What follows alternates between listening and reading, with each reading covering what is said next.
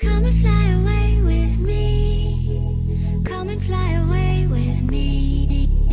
Come and fly away with me. Hey you guys, welcome back to my channel. Oh my god, I am more than convinced that the universe did not want you guys to have this video. I've been trying to record this video since I came back from Gag City, which is like a month ago.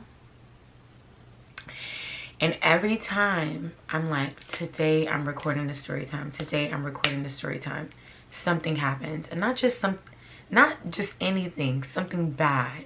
Even today, you guys, like y'all,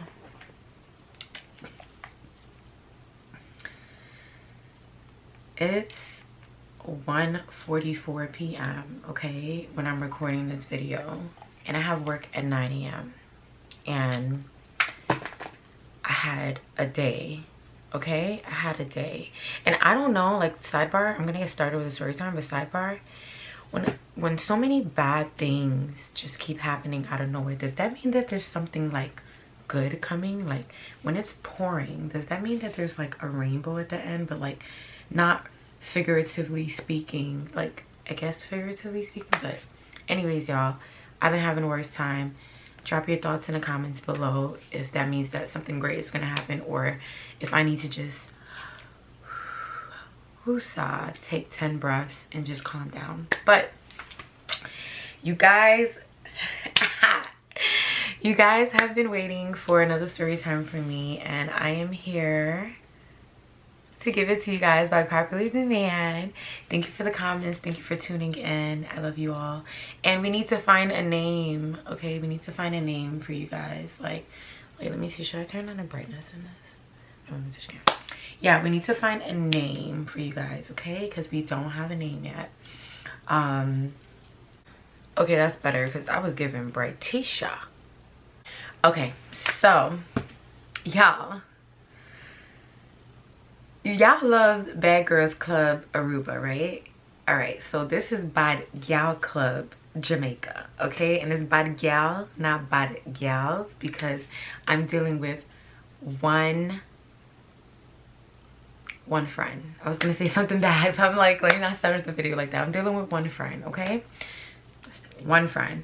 So I'm calling it Bad Gyal Jamaica, okay? Okay. So you already know, guys. The story starts off like this. And whenever I say the story starts off like this, you guys already know it's about to be wet, juicy. Things about to be wet. Y'all know I don't give y'all nothing dry. I don't give y'all nothing dry. Y'all can never hit me up and be like, yo, Sarah, this video was dry. Can be like, nah, it wasn't. I gave it to you nice and gushy and gushy and gushy. Okay, so let's get started. If you guys haven't watched Bad Girls Club Aruba, then you might not know who I'm talking about. But Jezebel is sort of in this story. And because Jezebel is sort of in this story, then I'm sure you guys know it did not end out pretty well for me here again. So I'm laughing now, but around the time this stuff was happening, y'all, I was angry. I was pissed. I felt disrespected. I felt violated. I felt stupid. Just a whole bunch of different things, but we'll get to that later. So y'all remember Jezebel from Bad Girls Club Aruba? Around the time me and Jezebel was friends before we fell out, remember I said she used to invite me out a lot to like fashion events, etc., whatever, and I used to go out with her. Jezebel invited me to this pool party. She's like, hey, me and my girls, we're going to this pool party. You should come. I think it's going to be dope, blah, blah, blah. So I'm like, all right, cool. This is why I don't like meeting other people's friends. Not saying that good friendships don't come from meeting other people's friends, but your friends are your friends. My friends are my friends. The people I meet and mesh with naturally are mine. The people you meet and mesh with naturally are yours. And sometimes friends have a habit of forcing friends on other friends, and that's how we get conflict, because everyone is not for everyone. Everybody ain't for everybody. Everybody ain't for everybody. Me, I already know I have a very, very strong peculiar personality. I'm a Capricorn. My personality is not for everyone. Everyone's personality is for sure not for me. I have specific people and specific, not even people, specific characteristics in people that I look for before I can deem you like my friend. And there, I have specific characteristics in people that I'm like, if you do this, if you act like that, I don't want no parts of it. I'm also accountable. I also know where I fall short, where my weaknesses are, where my bad habits are. So if I do know that that can affect you, 9 times out of 10, I'm gonna stay away from you. Because as much as I like to protect my energy, I try to protect everybody else's energy because I want to be treated the way I want to treat people the way I want to be treated. The only time I'm going to mistreat you is when you mistreat me, which is the same thing. Treat me how... We're going to do this together. We're going to do this together. I'm always laughing for no reason. Alright, y'all. I'm probably going to be playing with this hair for like the whole video because y'all not going to believe this. This is pack hair. This hair was $12 motherfucking dollars a pack, okay? And I had it in for like a week. It tangles, it can't take heat, but it stays straight. So we finna just rock out with this for now. But anyways, okay, what I was saying, yeah. So she brings me to this pool party. We about to start giving names. You already know it's time to give names, right? She brings me to this pool party, and I already know what I want to call her. I meet Big Back. Because her back was extremely big. She looked like a linebacker, a football player. Big Back. So, Big Back, I meet Big Back. I also meet White Chicks. White Chicks is Big Back's sister.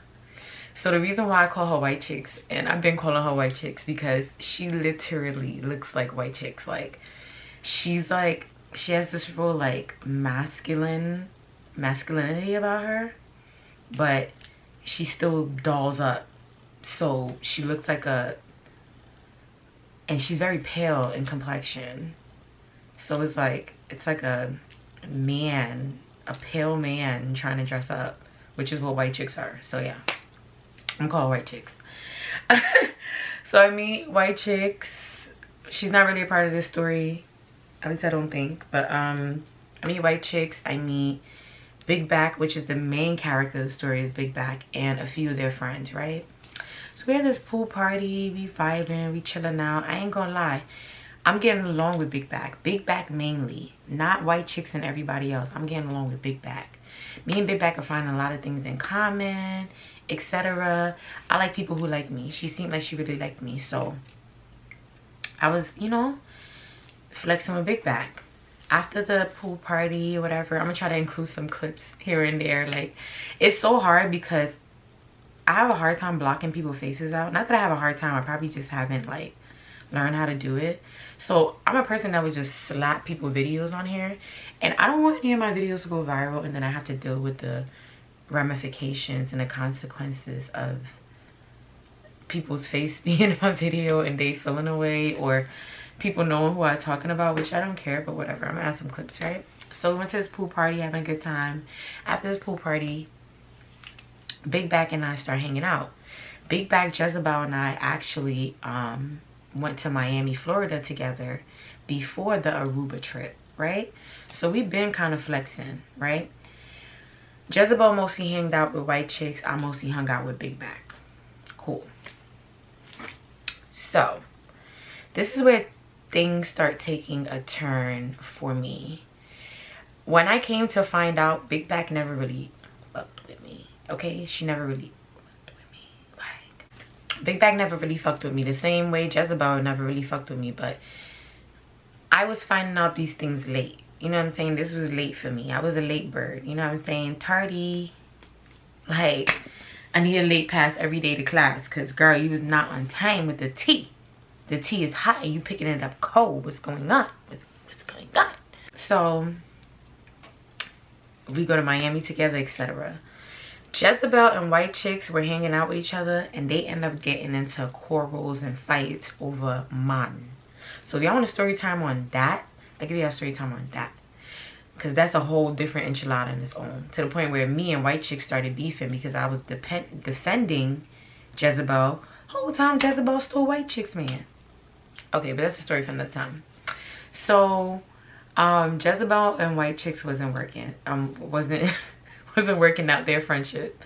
And you know, Big Back and White Chicks are sisters, so it kind of like fizzled over a little bit, but not, because Big Back was still like mad fake.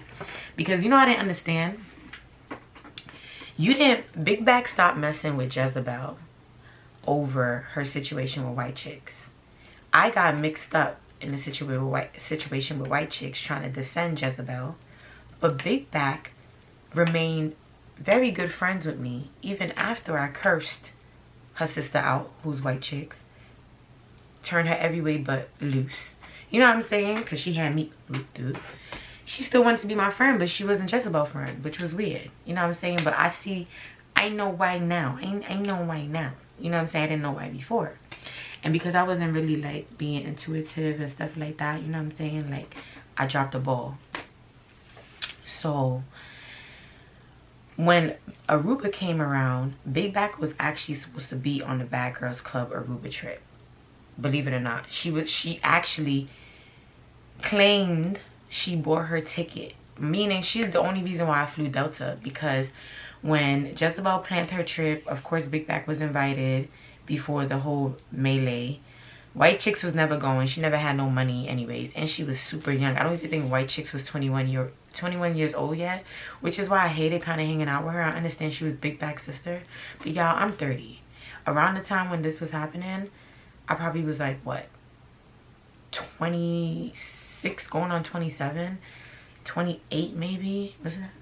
Yeah, like around that time. So it's like, I didn't want to be hanging out with no 19, 20-year-old, you know what I'm saying? Like, she used to be with us by association because she was fast. And she was up her sister's ass.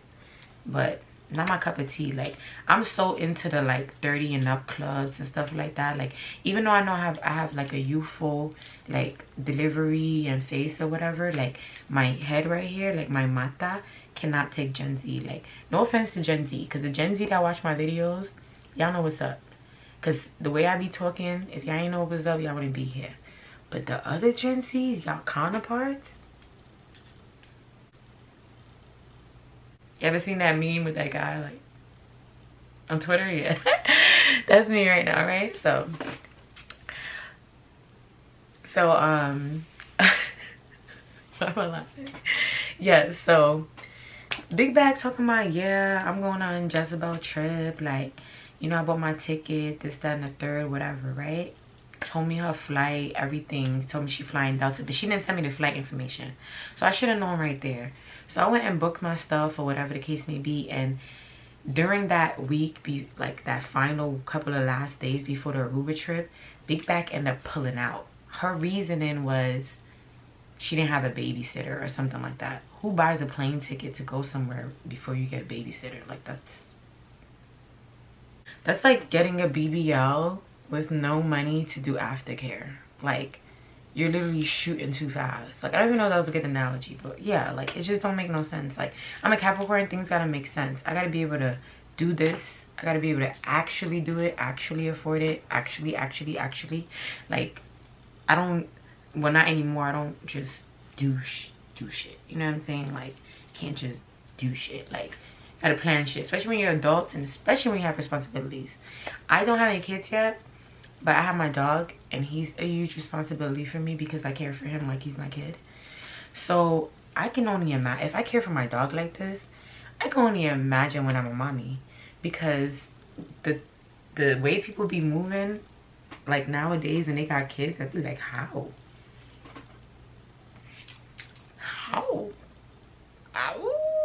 Like, how?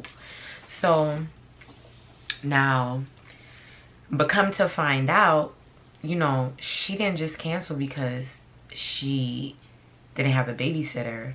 She was feeling a way about the dilemma between her sister White Chicks and Jezebel, which I've come to find out later, right? So I go on this trip or whatever the case may be. As soon as I come back from this trip, it's Big Back birthday. Her birthday is like maybe like a week or two after Jezebel's, right? So Big Back always throw these big old fancy Jamaican Ray Ray pom pom dance hall queen Benz Bunani parties, you know what I'm saying? Like she used to do like the bottle girl, like bottle service scene, but in like the Jamaican crowd out here in New York. And when I first met Big Back, like when Jezebel first introduced me to her, I was actually in a really bad position. I was just moving back to New York from another state. I was living with Trini. If you guys haven't checked out the brothers video, I was living with Trini in a whole nother state, and I was financially unstable. I hadn't like barely any money to my name. My mom was telling me, girl, just come back home, come back home. I literally spent like all my savings trying to like, that's another story for another time. But I came back here and I was in rough waters, right? So when I met Big Back, you know, she used to always like do the bottle service stuff, and you know, guys used to be the promoters, the guys used to be like, oh yeah, bring your friends. So she used to always be like, hey, you want to work tonight, blah blah blah. You know, it's a cash business, untaxed. So, and they kind of just hit you up whenever. So yeah, I used to push up or whatever, make some money, whatever the case may be, right? Just remember I said that though, right? Cool. So she always throw these big Jamaican parties because she a bottle service, so she networks a lot. So that's what they do out in that scene, throw bashment. Me, I'm not a party person. I would never really throw no big parties like that. I'm not really into them type of things, you know what I'm saying? So she invites me to the party. I decide to bring Trini and Kitty from the brothers video, right? At that time, me and Trini was in rocky waters, but we was still like trying to make it work or whatever. You know, we always on that stage, right? If you guys watch the video. So I shouldn't have, against my better judgment, I bought them. But it was because I was actually supposed to go to her party with Jezebel. And her and Jezebel, you know, she didn't go to Jezebel Aruba trip. They sisters, whatever, not messing. So I brought Kitty with me. You know what I mean? And Trini saw that I was bringing Kitty, and because Kitty's a hot gal. Like, Kitty is very, very popular on social media. She has a great body. She knows how to dance. She knows how to do music. So, like, Kitty's in, like, very 100, 200K following, like, mini borough celebrity type of person. So, whenever Trini see me pop out with Kitty, he used to be on alert. Because he already know, like, Kitty comes with a lot of, like, male attention. You know what I'm saying? So, he wanted to come. So, I was like, oh, my God. I don't even want him to come. But I let him come. I let him and his cousin come, right? So, when we get to this party, you know, her party, we having a good time. Shit is cool, whatever. The reason why I'm bringing up all these details is because they all matter in the end. And I'm bringing it up to show you guys that even innocent decisions like this, like taking your boyfriend to a friend's party or, you know, different stuff like that, can end up blowing up in your face, right? So we having a good time. Add some clips right here. Let me move over, because I never be having face for my clips to be like move over this way. So, you know, we having a good time, whatever, at the party. And yeah, we're having a good time at the party, whatever the case may be. And at this point, that was kind of like, I think it was my last month in New York City, because me and Trini was gonna go move somewhere else and try everything all over again. So I was coming back from living with Trini somewhere. We came back to New York, separated, got back together, recouped. Now we on our way somewhere else. So, you know, me and Big Back friendship, you know, it was mostly now social media, phone, but not even really phone, mostly social media. So the whole time I'm living in a whole nother state, Big Back would hit me up, text me, whatever, communicate. But what was so crazy is that, all right, my Instagram stories, I don't know about y'all, I watch my Instagram stories. Not faithfully, but if I post something good or I want to see who's watching my stuff, whatever, I'll watch it. Me, I'm a hide Instagram story type person. Like, I wouldn't even do close friends because I don't have like people that would, I don't have anything close to put in there that I want anybody to see, you know, like, so I don't have a close friends. But I post on my stories, but I also hide a lot of people from my stories because I don't like a lot of people just watching what I'm doing on a daily. A lot of times on social media, I swear to God, bro, and not even social media, real life, people will see 2 to 3 minutes or even watch a, this is probably gonna be an hour-and-a-half long video, probably watch an hour-and-a-half long video and think they know your life. So I don't like to give people too much because they get very disrespectful. You put a little something here, a little something here, they seen it on the stories, now they think they know what's going on with you. Like, you don't know me, sir. You don't know me, bitch. You don't know me. So I be watching my stories, so if I need to hide somebody, I finna hide them, right? I bring that up to say is there's this one guy named Eric something, David something. I don't know who he is. I don't know where he's come from, but he's so gentle. He's been the first person to watch my Instagram stories for like the past like couple of years, even though I should be a little weirded out by that because like stranger danger and why are you lurking and watching me. But he always likes my pictures, never comments, but he's always the first person in my story. He's pretty harmless, right? His page look regular, like he has a family or whatever, but he's always the first person in my stories, never fails. One day, while I'm away, like, you know, living with Trini or whatever, I see that Big Back joins in on the lurking, because I used to call Eric a lurker. Like, anybody who watches somebody's story, like, I'm talking about not the first person only, like, he would watch it as soon as I post it. Like, if I post at 9:54, by the time I go 10:02, Eric has watched the story already and ongoing and forth and forth. Then once I moved, I started realizing like, yo, Big Back is beating, like, not, she joined Eric and then she started beating him like to the punch. Like, she started being the first person watching my stories like consistently. And I know that the algorithm would do that. Like, if you watch somebody's stories a certain amount of times and they show that you guys engaged a certain amount of times, they'll put that person's story like in the front so you can always watch it first.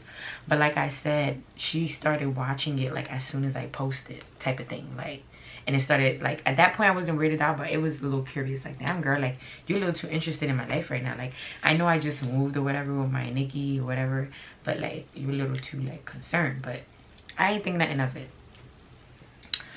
So what happens next? Okay, so I thought it was gonna take longer to get to the juicy part, but it took only like what, probably like 20-25 minutes depending on my editing to get to the juicy part, right? So now things did not work out for me and Trini again. And honestly, how could they when you have bad eye, watch face, lurky, red eye people like Big Back watching you? She was probably preying on my downfall the whole time, and you guys will understand why I say that. But it made me learn to keep a lot of my goals and a lot of things that I care about and that are sacred to me to myself. Like, even though I hate the situations that I've ended up in and I'm still learning how to deal with situations better, I love that I learned to be a lot more private with people and place people where they belong. What's so crazy is that people on my Instagram think that like I'm on a hiatus or something's wrong with me or I don't post, I'm not doing anything. Mind you, my YouTubers see like everything. It's crazy because I can't be private with y'all. Like, once I get on this camera, it's like word vomit. I'm like ready to just like tell y'all everything. But like my Instagram, they don't get shit. Them people suck, okay? Them people are just lurkers. Lurkers. And bad mind, red eye people, right? Don't even know what's going on with you, already hate you for it. So now things didn't work out with us. I moved back to New York again. I'm back hanging out with Big Bag. I'm working with her, we bottle servicing, all this stuff like that. At this point, I'm depressed. I'm like going through all these different things. I'm depressed or whatever. I ain't got no money. Well, I had a little bit of money, but I wasn't where I wanted to be. Like, I was living on my own, and then I had to live with my mom again. You get what I'm saying? Like, so I didn't feel like I had money, even though I had money to like spend, like, and take care of what I need to take care of. I wasn't making enough money to hold up all my responsibilities as a grown woman. You know what I'm saying? Because I was putting all my eggs in one basket and betting and taking too big of risks. Like, I think the first move I made, I spent a couple of grand. Like, the second one I spent way more. So I was just looking at my CD, my savings, just depleting, trying to make a dream happen, and I didn't really work out the plan in advance, right? So I came back here and I was very vulnerable when I came back. You know what I'm saying? Like, to the point where the reason why I said I was vulnerable is because certain things that I probably would have noticed or took heed to, I couldn't, because my mindset wasn't focused. And then when you're vulnerable and you're in a low position, people who are bottom feeders, people who are leeches and stuff like that, they can sense that. They can smell your vulnerability. They can smell your weaknesses. They play very nice with you and play very close with you so they could find out stuff about you so that they could put it in their arsenal when they need to use it later and stuff like that. That's why when you're vulnerable, your judgment is very, very cloudy. So whenever I'm in a state where I'm upset, like for example today, you guys wouldn't think I was upset because I'm just talking to you guys regular, but I was so mad today that I wanted to cry. I've been mad all week. Like, I've just been feeling really attacked and picked on, and I feel like I haven't worked on my anger well enough to deal with these type of situations, and they're just coming at me. They're just coming at me. So I'm just exploding, wasting my energy, wasting my time, not finding solutions, not dealing with things appropriately. And it's driving me nuts, because it's one thing to be annoyed with what's going on or the outside world. It's another thing to not have that self-control and that patience that I yearn for so much. So that's where I'm at right now, right? So that's why I stick to myself when I'm vulnerable or I'm angry, because I don't want to be taken advantage of, because those are the times where people get taken advantage of. If you think about girls who are like sex trafficked or kidnapped or run away, all these different things like that, like girls in horrible positions, a lot of times like vulnerability got them there, and people prey on people's weaknesses, right? So I ended up feeling like Big Back ended up preying on my weakness, right? So I get back to New York. I'm back doing bottle service gigs with her. But I think because Big Back saw that, you know, I guess she was watching that I didn't tell her shit failed, but she can see because she was watching. At one point I was posting every day, posting all about my situation, and then I wasn't. And that's why now I just don't post anything. Like in my stories mostly, like whatever. I don't keep people up to date with my life. Like, you get a little bit of something here, there. Even when I pop out, you didn't even know. I posted pictures from my Gag City like 2 weeks after Gag City. Nobody even knew I went. You know what I'm saying? So stuff like that, so people are not keeping up with your life, right? So Big Bag comes to me with a proposition. She's like, hey, you know what I'm saying? Like, I know, you know, you want to make money, whatever. I got this proposition for you. I got this ninja I know. He a party promoter. And, you know, I always go to Jamaica to run him these favors or services. He run me this amount of money. He actually has like a big shipment coming. He would love it if 2 girls went. My sister was supposed to go with me. White chicks was supposed to go with her. But white chicks didn't have a passport. You know, them young girls don't be having nothing in hand with themselves. Hold on, I need to get something to drink. I'm thirsty. Y'all, this is my nephew's sippy cup from Christmas that he don't use anymore because he thinks he's a big boy. And if he saw me drinking in this, he'd be like, no, that's mine. I'd be like, you don't want to share? We trying to teach him principles. Him and Latte are the same age. They're both 4. I be trying to teach them some principles. You know what I'm saying? You don't play with me, but share what you want. He be like, Tati Sarah, Tati Sarah. So cute. So back to the story, right? So she's like, you know, do you want to make some extra money? So I'm like, what does this entail? Because she's speaking in mad code. Like, shipment, this, that, and the third. So I can't say everything on here. But what her and her sister was doing, I guess they were flying down to Jamaica and cleaning money for this man and bringing the money back up to America. So I guess he was pushing weight out there, and the money he was making, it had to be cleaned and then transported back to America without any wire trace or whatever. You know what I'm saying? Because, you know, anything over 10K is going to flag at any bank. I used to work at a bank. Anything over 10K, you got to flag it. Anytime people used to come, want certain type of wire transfers, cash check, this and that, and it was over 10K and up, I had to flag it. Meaning when you flag it, meaning you got to fill out a report for it, where you got this money from, why you got this money, where this money going, and then that money has to be approved by the government before it can even make any type of movement anywhere. You know what I'm saying? So of course, if you moving weight in a third world country and you're trying to clean the money and bring to America, America's not jacking that. So you need to do it illegally. And I guess they were using girls to do that, right? Y'all, I know y'all gonna be in his comments like, girl, are you nuts? I took so many risks during this trip. I don't even, like, everything that happened to me, I deserved it. Because at every turn, I should have walked away. Even starting from now. And this is not even the nitty gritty, right? So I'm like, all right, cool. I have a passport. You know, I'm always passport mommy, passport ready. You know what I'm saying? Like, where we going? We outside. Fly out mommy, fly me. Like, so I'm like, yeah, I got a passport. Let's go. So she gave me a little bit of the details, never gave me too much, which is why I was disappointed in myself, because number one, you don't go out the country not having details about what you're about to do. You don't just let people take you. Knowing how this girl felt about me in the end, she could have kept me out there. She could have got me set up out there. Anything could have happened to me because this girl really didn't like me. You know what I'm saying? And I'm flying out the country with her under her people's policies and engagements, and like literally she's in control of everything. At the time I wasn't looking at it as that, but yeah, like she was in control of everything.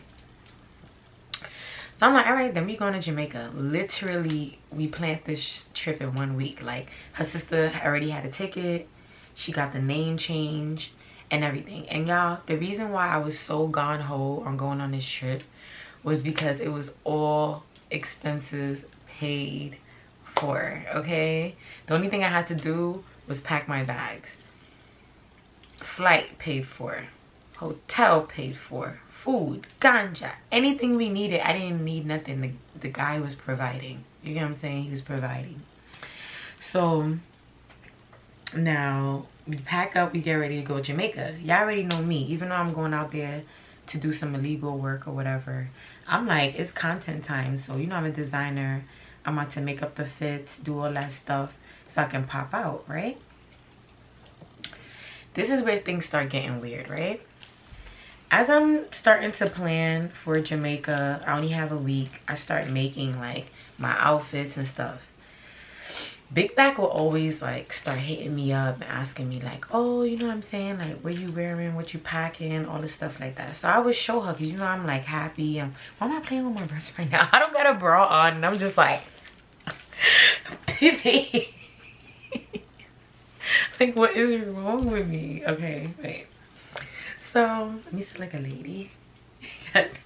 So, I hate friends like that. I got a story time about a friend like that where, like I told you, I think I told y'all in other videos, like, I don't mind like doing the girl thing, like getting dressed together, doing all that stuff, but please don't, I'm a designer, please don't focus on what I have wardrobe wise, because it's what do you want to do with it? There's nothing you can do with it. All this stuff is one of a kind. You know what I'm saying? Like, it doesn't matter what I'm wearing. Like, all of this stuff is one of a kind. So you should just wear what you're comfortable with.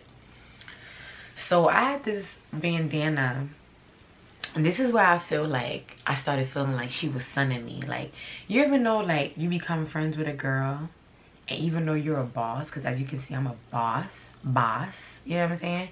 She still try to sidekick me. like put me like under her type of thing. You know what I'm saying? I felt like she only did that because she knew I was vulnerable, like I said. So I had made a red one and I made a blue one, and like blood crip type of thing. I'm gonna add the red one here first, right? This is me, right? In Jamaica or whatever. Big Back sees that outfit like when I'm packing and stuff like that. We on FaceTime and she's like, oh my god, like I love that. Like, were you wearing that too? I'm like, no, I'm just bringing it to shoot out in Jamaica. She's like, oh, can you make me one? Blah, blah, blah. I'm like, actually, I have a blue one already made. You can wear it. You know what I'm saying? Like, you know, like she's my friend. Like, you can wear it. She's like, oh, okay, thank you. I appreciate it, whatever. So she wanted to try it on. So I had linked with her one time when we went to do our bottle service thing. I bought the outfit for her to try on. The bra was too small for her, right? So she asked me if I could make it bigger.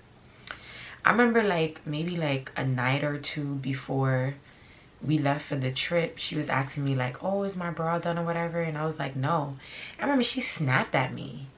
Like, she said something along the lines like, oh, like, how you didn't do it already? Like, that's crazy. So, like, I'm not gonna have the outfit. Let me know now. Like, this pissing me off. I already planned everything around it, blah, blah, blah. Like, she was speaking as if someone who bought and paid for this. You know what I'm saying?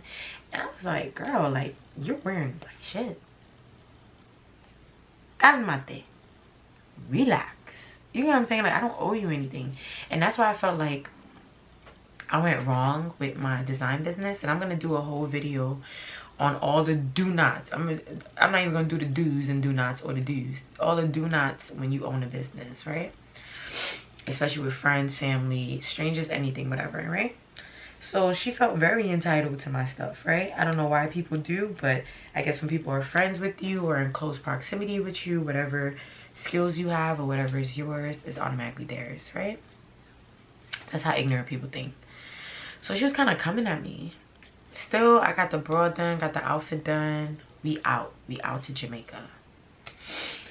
Y'all, Jamaica wasn't even the problem. When I tell you, Shorty and I had the time of our lives in Jamaica. Okay, we took pictures. We stayed at an all-inclusive resort, Riu in Montego Bay. We were only supposed to be there initially for 5 days. Then the promoter extended the trip to 9 days. So imagine 9 days, all-inclusive hotel, all you can drink, all you can eat. We went to the strip club. Like, I'm not even talking about like regular strip club, like the boondocks, like in the cut in the rocks and mountains and stuff like that. Like, that's why I say like I was taking risks. Like, I was moving like in a whole nother country. Like, we was traveling. We went to Kingston. We went to all these Spanish town, like driving like miles, like 2-hour drives, one way, whatever, 2 hours back way, literally exploring Jamaica. And I didn't know any of these people. All I knew was her. Barely knew her. And I was just going with the flow. So all in all, the trip finally ends and we come back to America. What ended up happening was when we had to take our flight, right? The packages were supposed to be dropped off to us. We stayed at the airport, y'all, and we missed our whole flight waiting for this package. Then we got booked on to the next flight, which was leaving like a few hours later. Still package, still delayed, can't get through. I think they were stuck in traffic or something. I don't know what was going on. Package can't come. To the point where Big Back made the executive decision, like, yo, we gotta get on this flight. I gotta get back to my kid. Like, she had no choice. Like, the next day she had to pick up her kid that night from the babysitter. Whatever the case may be, she had no choice. So I was like, are we gonna leave it at the package? She was like, yeah, we have to. So she spoke to the guy, told him. He was upset, of course, but there was nothing we could do at that time because we weren't getting much communication from whoever was bringing the package. Because, you know, we're in Jamaica. So our phones wasn't really like moving, like, so it was just kind of like scrambled, not planned, literally a waste of money for the promoter. But I was very happy to get a free trip to Jamaica. Are you shit me? I was very excited. So I remember the promoter guy was saying like, hey, he's not even sweating it, he'll fly us back out there to get it like in a week, whatever. That never ended up happening because this is where things get extra juicy. I know I said things get juicy before, but this is where the mayhem really starts, right? So we get back to New York. I live near the airport, the main international airport in New York. I live minutes away from there. Big Back lives in another borough. She drives. So I met her at the airport that morning for Jamaica. She drove and parked her car at the airport. I took an Uber to the airport, right? Normally I would have just took an Uber right back home. Like I said, I live literally minutes away. Oh, y'all, I'm yarding. Y'all, it's mad late. Like, I'm gonna be mad tired at work. I don't even want to go, y'all. Like, these people, like, already pissing me off. Like, nevertheless, let me try to make this story, like, where am I at now? I'm probably, like, I be trying to count my time, right? I'm not in that hour yet. So, we get back to New York. Normally, I would just take an Uber. So, here's Big Back, like, oh no, like, you know, damn, I missed the whole part. Okay, I didn't miss the part, right? She like, yeah, you know, Big Back like, yeah, you know, I parked out here, so if you want, like, I can take you home. I know you don't live far. She knew I didn't live far because whenever we would have certain events that were near me, I would get there so fast. I'm like, yeah, I live in the neighborhood, whatever. But she had never been to my house, right? So she didn't know where I lived. So she's like, she'll take me home. And I'm just like, okay, I guess. Like, save a $7 Uber ride, I guess. Not worth it. So I put my luggages. Y'all already know I like to pack heavy. So I went with 3 luggages. 2 luggages and a carry-on suitcase, which makes 3. Plus my handbag, whatever the case may be. So I put all my stuff in her car, put my luggages in the back or whatever. So when she drops me at my house, mind you, my house is only like 5-6 minutes away. I'm taking out my stuff out the car. My mom is greeting me. My dog is greeting me. And I'm a little distracted. By the time, like literally like a minute go by, I turn around. Big Back is already in the driver's seat. Like, hey girl, I gotta go. I gotta pick up my son. It's late already. Please, I'ma call you, whatever. Thank you. But as I'm looking, like putting my stuff in the house, I'm like, damn, I'm missing a suitcase. So I got both my suitcases. My handbag was on my shoulder, but I'm missing my carry-on. So I'm like, damn, I hope I didn't leave it at the airport because I remember packing it. So I called, remember, Big Back is the one that took my suitcases out the back. Because as soon as I got out the car, I put my handbag, my mom and my dog, and all that started coming out. So she was taking my stuff out, doing me a favor. So I hit her up. I'm like, hey, Big Back, like, I think I left my carry-on suitcase in your car. Because it's not here with me. I want to make sure I didn't leave it at the airport or whatever. Like, and she's like, oh, okay, I don't know. I'll check. You know, I haven't pulled over yet. I haven't got back to, she lived in the Bronx where she was going. I haven't got back to the Bronx yet, blah, blah, blah. So I'm like, all right, cool. Just let me know whenever you settle, whatever. Y'all, that night, I never heard back from Big Back. I didn't make anything of it. She's a mom. She's running back to her kid. We already caught a late flight.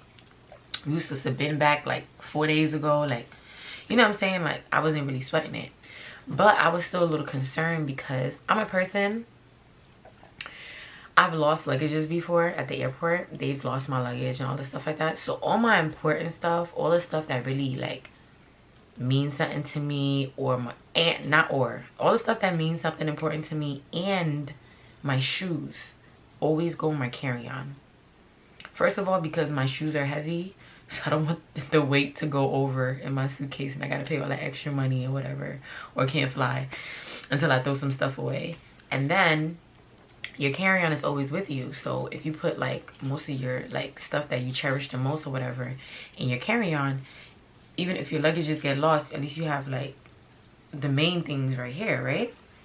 So my carry-on, I had all my shoes, like the shoes that I wore, the shoes that I bought on a trip, like my designer shoes, my samples. At that time I had just came back from moving back from Virginia, and there were a lot of like stuff I was designing that I never got to do anything with, or wear, because I had a design studio out there in Virginia, and I had kind of like stripped it down and handed back the keys. So I had to take most of the samples back to New York with me.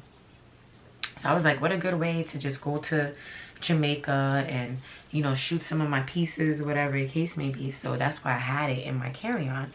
So when I mean by samples, these are like one-of-a-kind designs, stuff that I just made.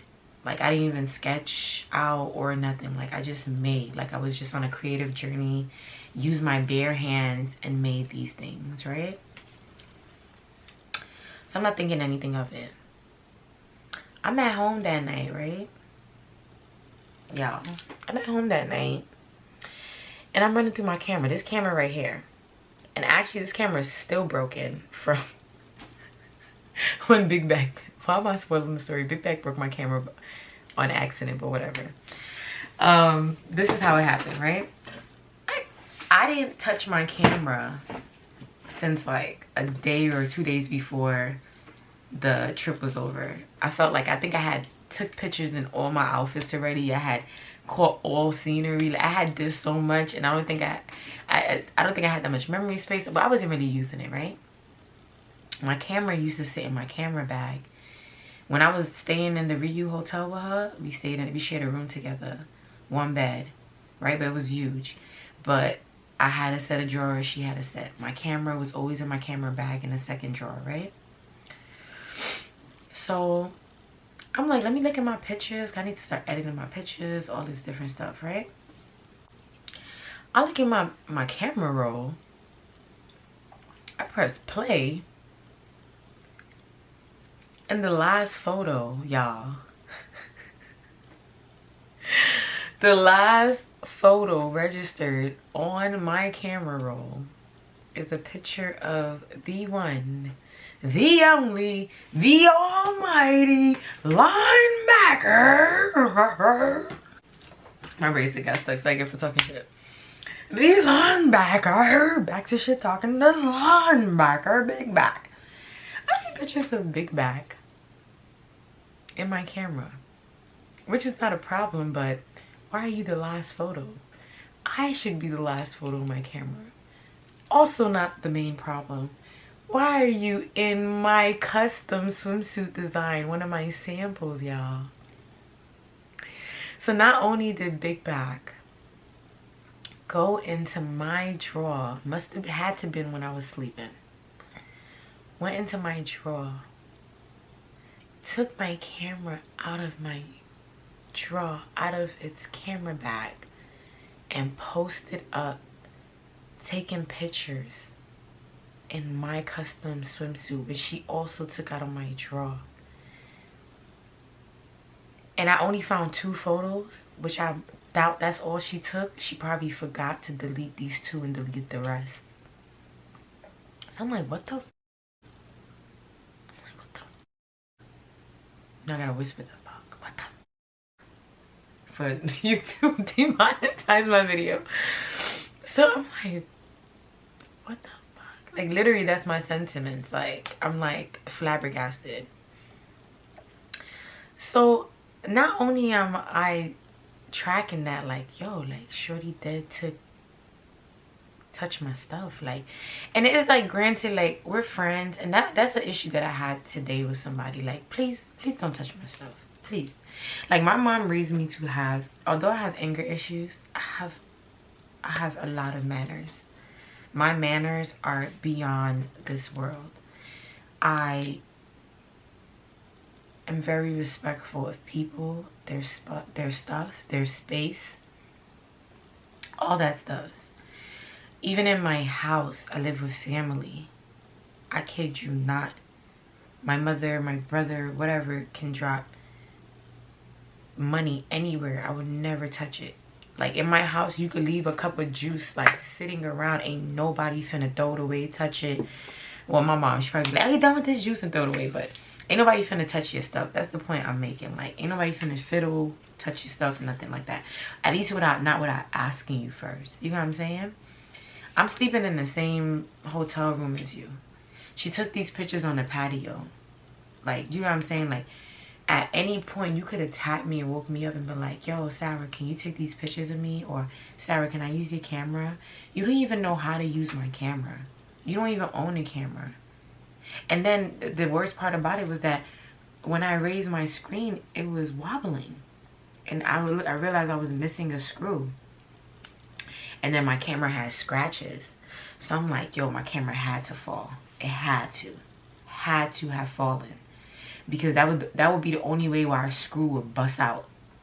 She didn't have no tiny screwdriver to unscrew the camera. Like, it's like something that hit impact, made scratches, and then boom, bust out the screw. Like, you know what I'm saying? So I'm like, what the fuck? I'm tight. I'm pissed off. Like, I'm livid. Like, you know what I'm saying? Like, I talk all the time about how, you know, my camera is an asset, and my friends have always tried to, like, use me when it comes to, like, my camera, when it's like, y'all always thought y'all was better than me. Y'all always thought y'all had more money than me or whatever. But yet y'all always wanted my stuff. My clothes. My camera. My this. My man. My... I did not understand. Like, I was around a whole bunch of cocky, egotistic women who try to make me feel less than, but really had nothing. Nothing going for them. Nothing. And really actually wanted my life. Or was envious of me in one way or another. You know what I'm saying? And it's always the people that are most envious and jealous of you or don't have anything going for themselves that would try to destroy you or put you down and stuff like that, right? It's a weird psychology, but I guess it makes sense. Like, you don't believe in yourself. How can I expect you to believe in me? And even when you find belief in me, you hate that it's not you. So you gotta break that, tear that apart. Even though if you can't handle my energy, you can just exit stage left. But people will stay in your life just to tear you down, just so they can feel better, instead of using that time and energy to lift themselves up. So I didn't understand why these girls could never afford to buy a camera. It's only $700. And a lot of these girls weren't paying rent or anything. So you make the money. Like, buy it. It's an investment. Don't stop relying on other people's stuff. People don't owe you anything. So I'm livid. So I'm like, yo, where's that swimsuit? I'm looking through all my luggage and stuff like that. I can't find the swimsuit. I'm like, of course the swimsuit is in my carry-on. So at this point, this girl touched my camera without my permission. Damaged it.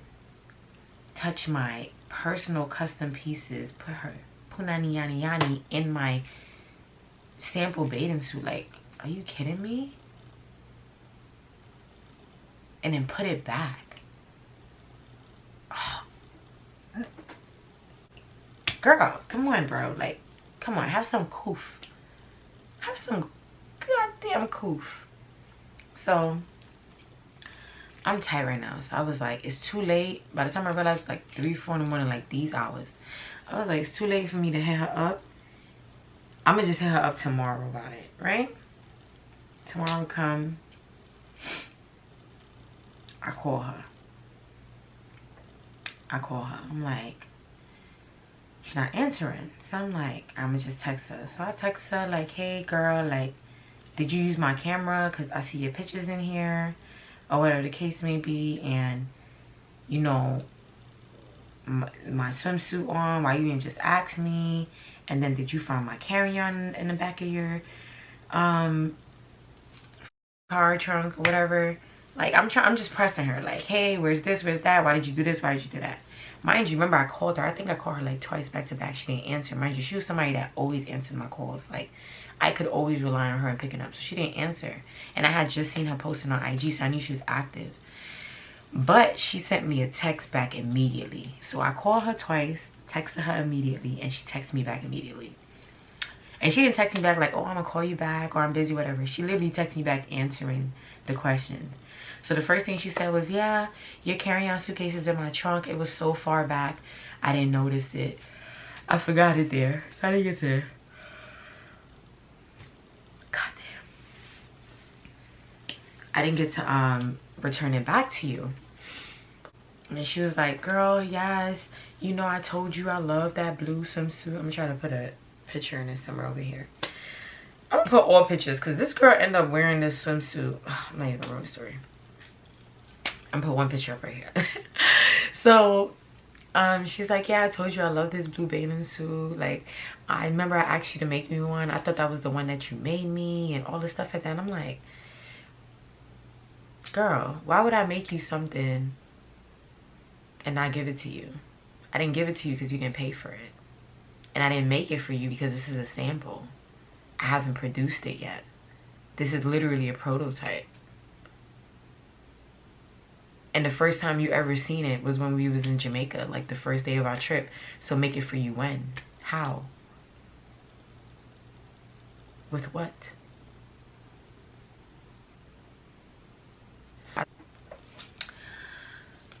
So I'm like, so why you didn't just wake me up? Like, I don't really like people touching my stuff, being in my stuff. Like, and then think about it.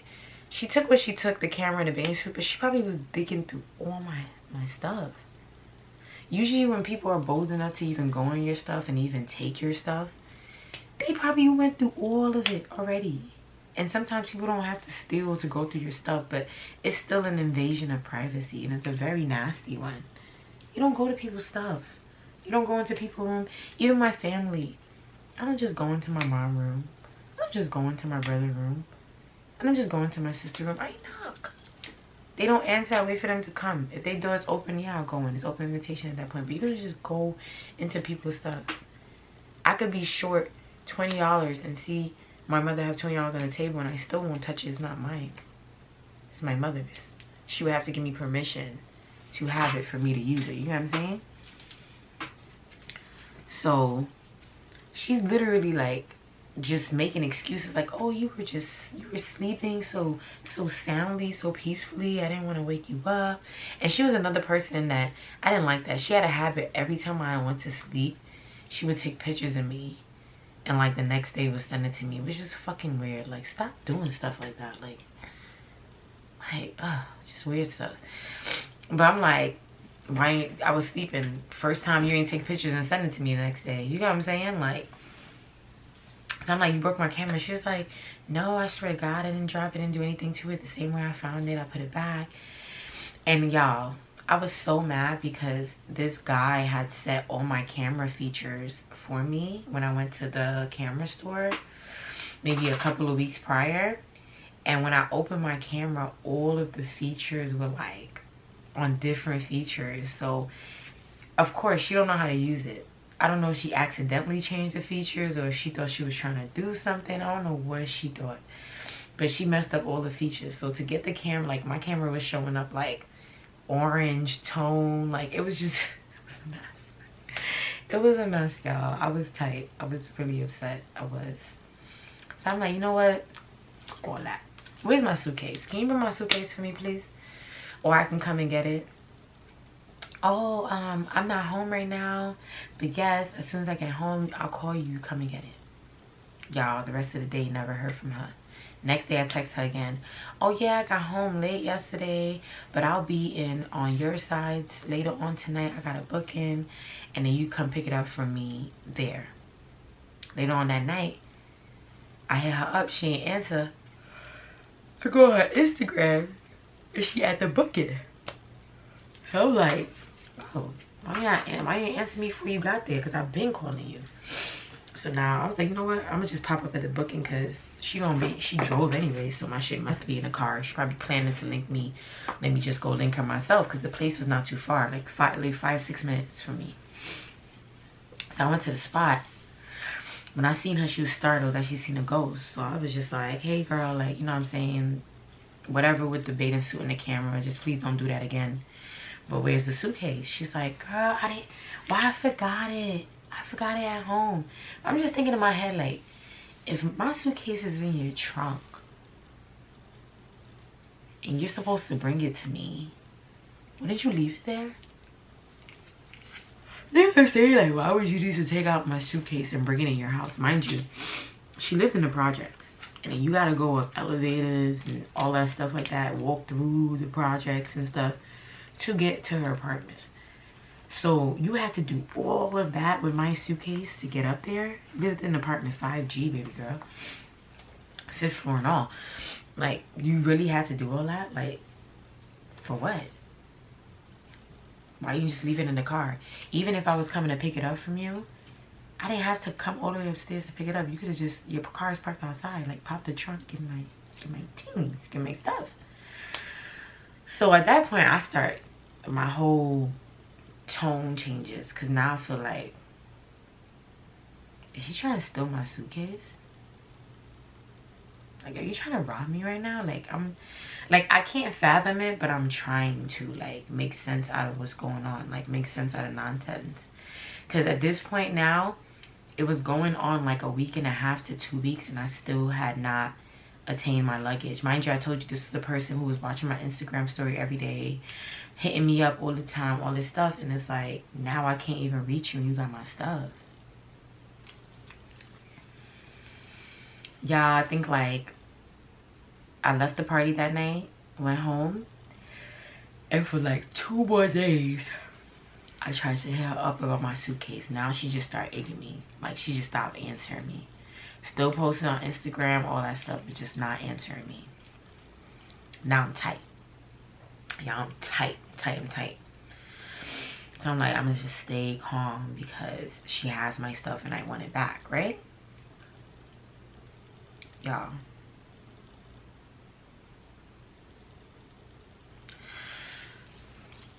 Officially 2 weeks go by.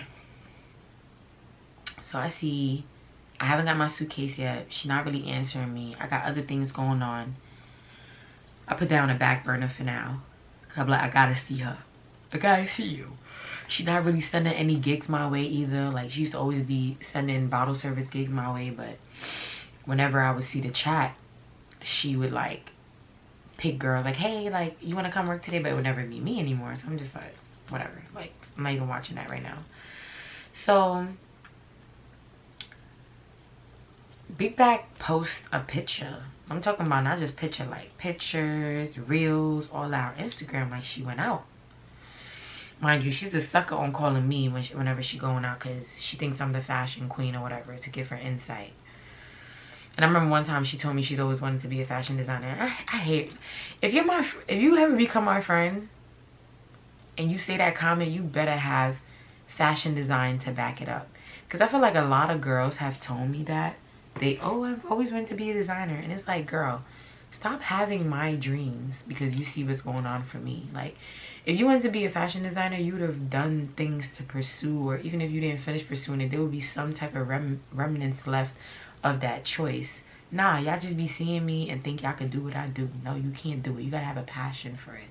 And everybody that does have a passion for designing, I will be opening up my memberships to show you guys one-on-one how I make all this badness clothing. But I'm in my Jamaican mood. You see me with the accent and yeah man and no man and them things is in me. But yes, y'all, so she posted up a picture. So she wearing some cheap ass dress. Like, you know how, let me tell you what, I don't want to say everything right now because it's gonna come back. But Big Bag used to dress like them pasa ray. You know them pasa parties where everybody just standing around and you see some girls holding their punani whining, and then you see the camera just coming up, mad old heads and stuff, and they be mad gaudy and ray and stuff. She just like that. She just like that.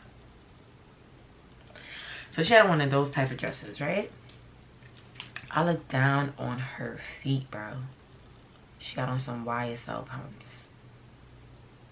I'm like, yo, those look like my pumps. Because I had YSL all black pumps, patent leather, that I had got for my birthday a couple of months before. Only wore them once. I didn't even wear them on a trip because we didn't really go nowhere that required them type of heels. But I had them. So I'm like, yo, I hope those are not my shoes, because she had bigger feet than me. She was like a size and a half up, like 1.5 size up from me. And the way the shoe looked on her feet, like it was squeezing and like her toes was hanging off on the floor. Like, it didn't look like something that fit. And I can tell from the video and picture. I can see that. So I'm like, nah, I hope she doesn't have my shoes on. So I like the picture. I like the picture. Trying to get her attention. Hit her up on IG like, oh, you look cute or whatever. She answered back my IG like with hearts or whatever. So the following day, I hit her up. She didn't answer. So I hit up her sister. Even though me and her sister don't have the best relationship, white chicks, I'm like, your sister gotta know what's up with you because you're not answering. Are you okay? So I hit up white chicks, and white chicks was just like, oh, you know, I haven't talked to my sister in a minute. I don't really know where she at type shit. I'm like, alright, cool. Lies. Because maybe a couple of hours later, Big Back hit me up like, hey, you hit my sister up for me? You looking for me? Like, girl, you know I'm looking for you. I want my stuff. I want my stuff back. Like, stop playing stupid. Like, yes, I'm looking for you. You don't see all the missed calls and text messages? Like, come on. I'm like, yeah. I'm like, I want my suitcase back. She was like, girl, oh yes, I forgot to tell you. I needed some black shoes to wear so bad. So I just borrowed your YSLs. Like, I hope that's okay. Like, they were just in your suitcase. I'm like, you did what? You took your big ass funky feet and put in my what? Without asking me? First of all, you opened my suitcase?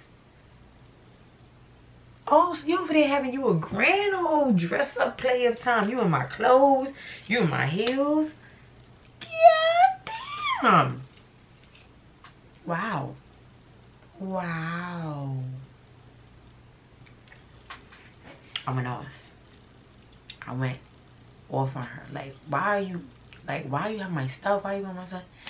Oh, it's not that deep. It's not that serious. I told you I was gonna bring it to you. Matter of fact, I can't even talk right now. I'm gonna link you. Like, I'm gonna come tonight, whatever, blah, blah, blah. I'm coming to your hometown tonight. I'm like,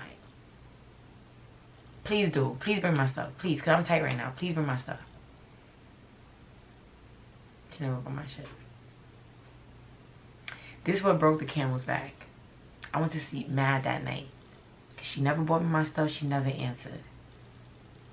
But guess where the biggest slap in the face come? You see that little picture in my cover photos? Am I gonna add it to my cover photos? Maybe not. But I'm gonna add it here. See this picture right here? There's some space. Bro. The picture to the left, if that's my left, the picture here, that's me. That's me for my birthday. That's a birthday photo shoot that I did randomly. Literally, a photographer I knew hit me up and was like, hey, it's your birthday.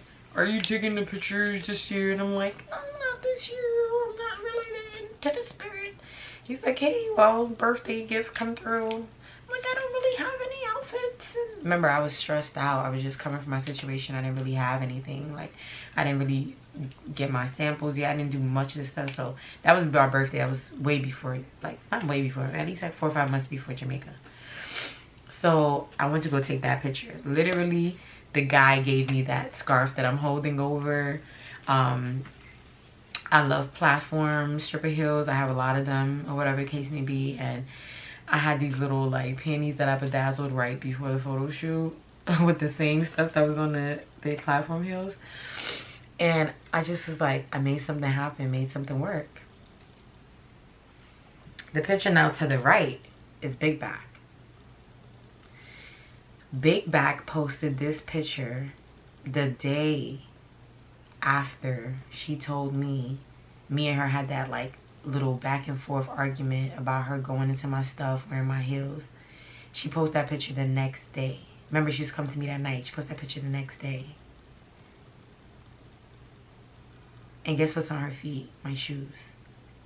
And guess what's also similar? My pose, my outfit, all that stuff. I'm like, what the fuck is... It's giving single white females, giving roommate. It's giving all that. Like, I was completely in awe, completely in shock. I couldn't fathom what was going on. I felt disrespected. I felt confused. I felt like, what the fuck? Are you shitting me right now? Like, really? Like, you really, this is what you're doing? Like,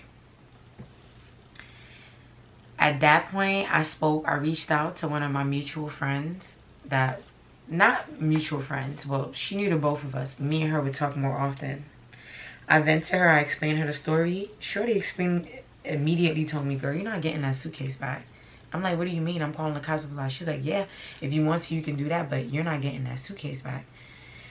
She was like, you haven't heard about Big Back and them? Big Back and white chicks, them girls is thieves. That's all they do. They be stealing stuff, doing this, doing that.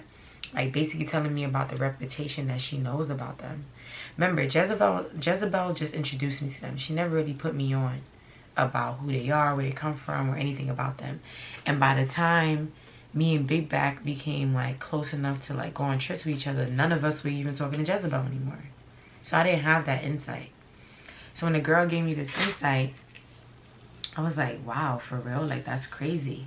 So she's like, yeah. And she was like, girl, you don't realize? Go look at Big Back pictures from the time she started hanging out with you to now and before that. Basically, like, if you went to go look at Big Back pictures, and I'd even noticed because I was literally, like, hanging out with her, she was dressing like me. And then I was always making stuff for her because she would come, like, and ask me, like, oh, can you make this for me and stuff? And if I had an extra, I would just give it to her. Remember, we were working together, we were close, whatever. And I started to realize, like, yo, girl, your style is really transitioning from Ray Pasa Pasa to fashion icon like me. Using my stuff at that. So, I'm like, interesting. So this bitch wanna be me.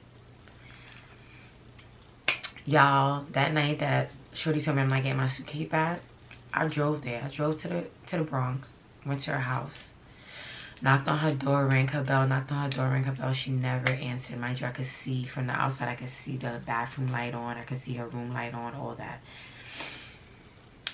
So I called the cops. I told the cops what's going on, this, that, and the third.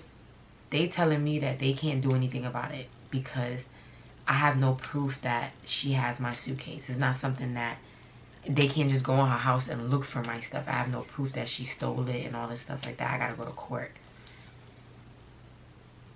Y'all, I was livid. So you know what I did? I tried to take the big way out. My mom was telling me, like, I think I cried too because I was annoyed because remember, I had a lot of my samples in there. Stuff that I didn't sketch yet. Stuff I didn't draw out yet and all this stuff like that. So I'm just like, my shoes, like, I had 3 pairs of designer shoes in there. My Christian Dior's was in there. My Malone Blahniks was in there. And then some other footwear, my samples was in there. Like, y'all, I was sick of y'all. I'm like, this is my stuff. And then I'm already in a position where I'm lacking because I already, you know, was financially in a bad position. And you gotta remember, we came from Jamaica. We didn't get paid. All we got was the free trip because we didn't bring back what we were supposed to bring back. So that's what we was getting paid out of. We didn't get paid. So I still was like in a bad financial position. And then I wasn't working at the time. I was kind of making money by like going to like her, like whatever bookings she had or whatever invited me to. So she wasn't even inviting me to bookings anymore. So I was popped. So to know that I was being stolen from, to someone that I vented about my situation and everything I was going through and stuff like that, like, that's crazy. That's wild. So I said, you know what? My mom said, take the L, Sarah. Like, take the L. Because what are you about to go do? Fight and do all this different stuff? Like, she already stole it. Even after you do something, you ain't going to get it back. So I blocked her. I blocked her on Instagram, blocked her phone number, so I'm just done with her, right? Y'all. I think maybe a week or 2 weeks go by, something like that. My business Instagram now start getting hit ups. When I check my business Instagram, I see +9 messages, right? From Big Back. So I open it. It's not 9 messages, which means she unsent most of them. I just see 2 messages there. One message says, you blocked me. The next message says, I was coming to your house tonight to bring your stuff. It's not that deep. But it said 9+ messages before I clicked it open, which means she unsent whatever else messages she had. It made me feel like she felt slighted for being blocked, and she probably realized like, oh shit, I got caught. Like all that trying to play with my head top and stuff like that, like she probably realized like, oh, this girl realized that I stole her stuff. Like she's not playing nice no more. She blocked me as clip. So she probably was just like going back and forth about that with those 9+ messages. Who would know? We will never know what them 9+ messages said because she unsent them. And honestly, I don't unsend messages. Like, stand on what you said. Stand on there, don't say it at all. I'm big on that. Like, I stand on the things I say. Like, literally. Like, I said that, yeah. I said that, yeah. I did. And did. Like, so I answered back and I was like, please, let me stop cursing. I said, you're a thief. Please do not ever contact me again. Leave me alone. That's all I said, right? I said something along like, you can have it. You needed it more than me anyways. I can make everything back and I can buy everything back. Like, you know what I'm saying? I said something like that. Y'all, this girl read that message as I was typing the last, like I think I sent like one piece and then I was sending the last piece. She was already reading the messages, like she was waiting for me to answer. Y'all, right after I sent that last piece, like have a good life, I start getting paragraphs from Big Back. And what those paragraphs? Big Back trying to come for me and check me. Like, ew, bitch, you, ain't nobody wants your stuff. Your whack ass designs. You're blah blah blah. I got my own designer shoes. Ain't nobody trying to steal from you. That's why this is what happened to you when you moved out there. That's why this is what happened to you when you moved out here with so and so. You ain't doing good in life. I gave you a job position. I put money in your pockets. You should be thanking me instead of trying to scold me for your bag. I'm the reason why you flew out. You ain't never flew out before. On contrary, bitch, I've actually flew out many places. I've had a passport since a baby. All my passport books are stamped. Actually studied abroad in college, stamped. Okay, nevertheless, oh, Jamaica was the first place. And that's the thing, like, people don't know you. Like, I met these girls and she didn't know me, because for you to say that Jamaica was the first place out of the country that I went, girl, I just went to Aruba. Like, are you retarded? Like, it was just like she was trying to play me though. Like, basically, like, I'm the reason why, like, she's the reason why I'm outside out of the country. OT, like, girl, negative. You tried it though. Try again. So yeah, I'm like, girl, try again, girl. Like, you did not fly me out the country. And that's why it's so hard for me to take and accept stuff. Number one, I'm a Capricorn, so it's hard naturally either way. But it's hard for me to take stuff from people because people do stuff like that. Like, you literally had a duty to go do, you and your sister. She didn't have a passport. She didn't have a passport, and so you invited me to get the job done. You didn't do me any favors. Your promoters see me outside with you all the time, or see you post me, and they request me. They ask you like, hey, yo, can you bring her to work? Can you bring her to work? You know what I'm saying? Like, you're not, you know, it's still a plug at the end of the day and it's appreciated. But when you plug me into something, I still got to go do the work on my own. You know what I'm saying?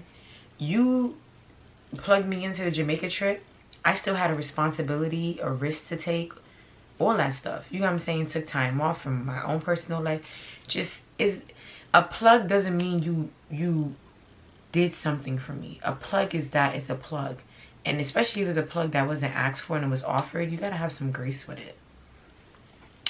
So yeah, what startled me was like, girl, like, I never understood that about people. They would do something wrong to you, right? And as soon as you react, because they don't like your reaction, or they didn't expect you to react in such a way, here they are trying to come for you. Because I was just like, did this girl just steal from me and now she's trying to tell me about myself? Like, girl, you literally have your shoes in your feet in my funky ass shoes. And not saying that my shoes are funky, but like I said already, I think in which video I said this, the video where my friend was sleeping with her cousin or whatever, and I got stuck in the love triangle. I'm out of here. You literally, you get what I'm saying, like, are putting your feet in my funky shoes. And I say funky shoes because when your feet are in shoes, they sweat naturally. So that's just bacteria, sweat, all that just mixing all in, right? From you, from me, whatever. So I hit her up like, yo, this is what's going on. Like, you were right. She definitely was plotting on stealing this. She did this, what she did, blah, blah. She's like, girl, I already know because she's posting all over her stories. I'm like, what? Send it to me. So now she sent me Big Back stories.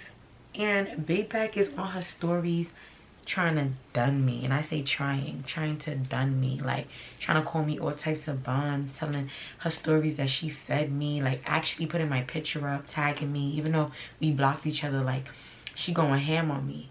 And I'm just like, you single white femaled me. You roommated me. You stole my stuff. And now you're wearing my stuff. And you're on Instagram trying to violate me now. So at that time, I wasn't mature enough. I'm on my Instagram, start wilding up too. Like, this, you stole this. Start throwing my evidence out there and stuff like that. Because we had mutual people still. Y'all, people was rotating to our page back and forth. Like, that day I had a lot of views. Like, people were really, like, into what's going on. There were some people who believed her. There were some people who believed me. But they were just entertained either way. Which you should never do. Don't entertain people on social media. They don't deserve it. You're not infamous. You're not here to be laughed and ridiculed. People just be laughed and entertained about your situation. Because at that point, I really took an L. And it was other people's entertainment, but I aided in that. You know what I'm saying? So, me and her going back and forth. Now, I'm telling you, this back and forth went on for like the whole day. And not just the whole day. It went on for like a couple of days. Because after we went back and forth on Instagram, we started going back and forth on text. Do you know what the audacity of Shorty? Shorty had the audacity, Big Back, right? Remember how I told you that Big Back... Remember this fun fact, right? Remember how I said how Big Back was always the first person in my story, right? To watch it. I remember there was like... maybe like a couple of weeks when me and Trini had moved away. Me and Trini always took a lot of videos and pictures together. He was a very picture video guy, right? And Trini always wanted me to post him, but this is the reason why I didn't want to post Trini, because people are too blood cleat nosy in your business. And Trini was just not like a typical guy. He was like, at that time he was financially doing very well for himself.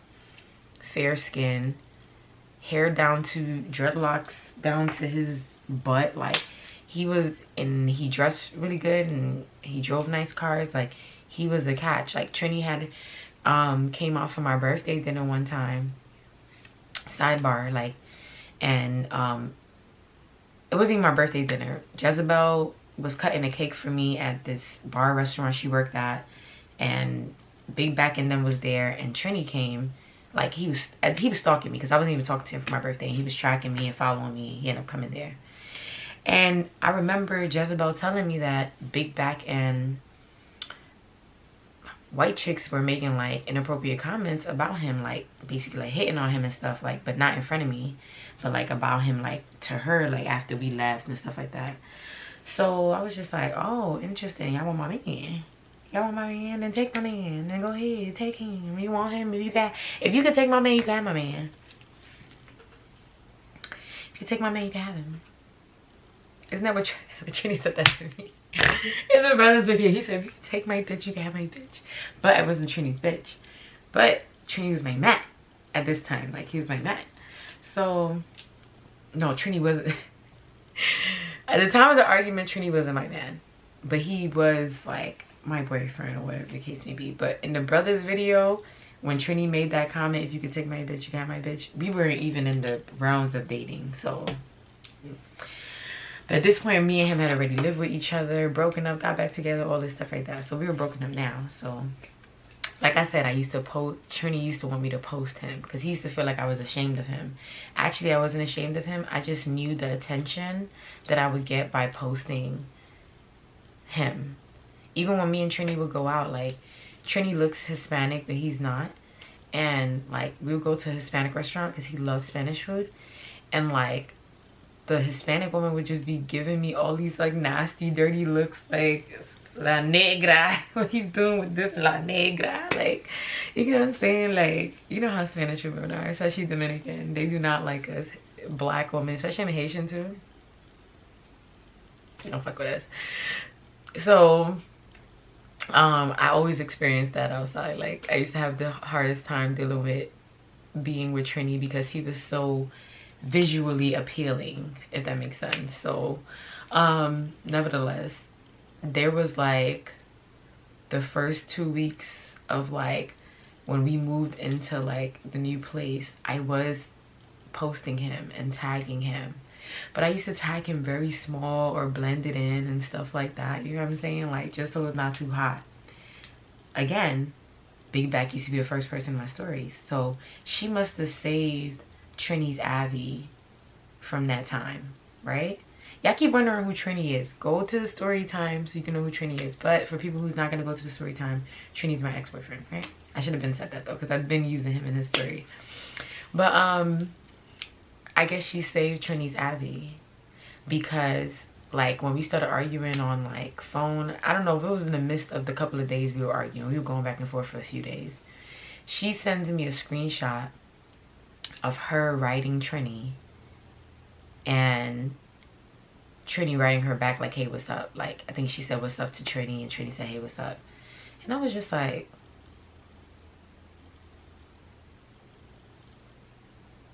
what do you want me to do with that? F you and F him. You get what I'm saying? Like, I don't care. Like, the fact that you're supposed to be this big hot gal, bad gal, and you're stealing from me, you're imitating me, you're trying to be me, and now you've listen to me cry and vent about this man to you for the past couple of months, and I've never given you his Instagram or any of that, but all of a sudden you had it on go, ready, message sent. Trini, on the other hand, bro, you used to get mad when I used to hang out with Big Back.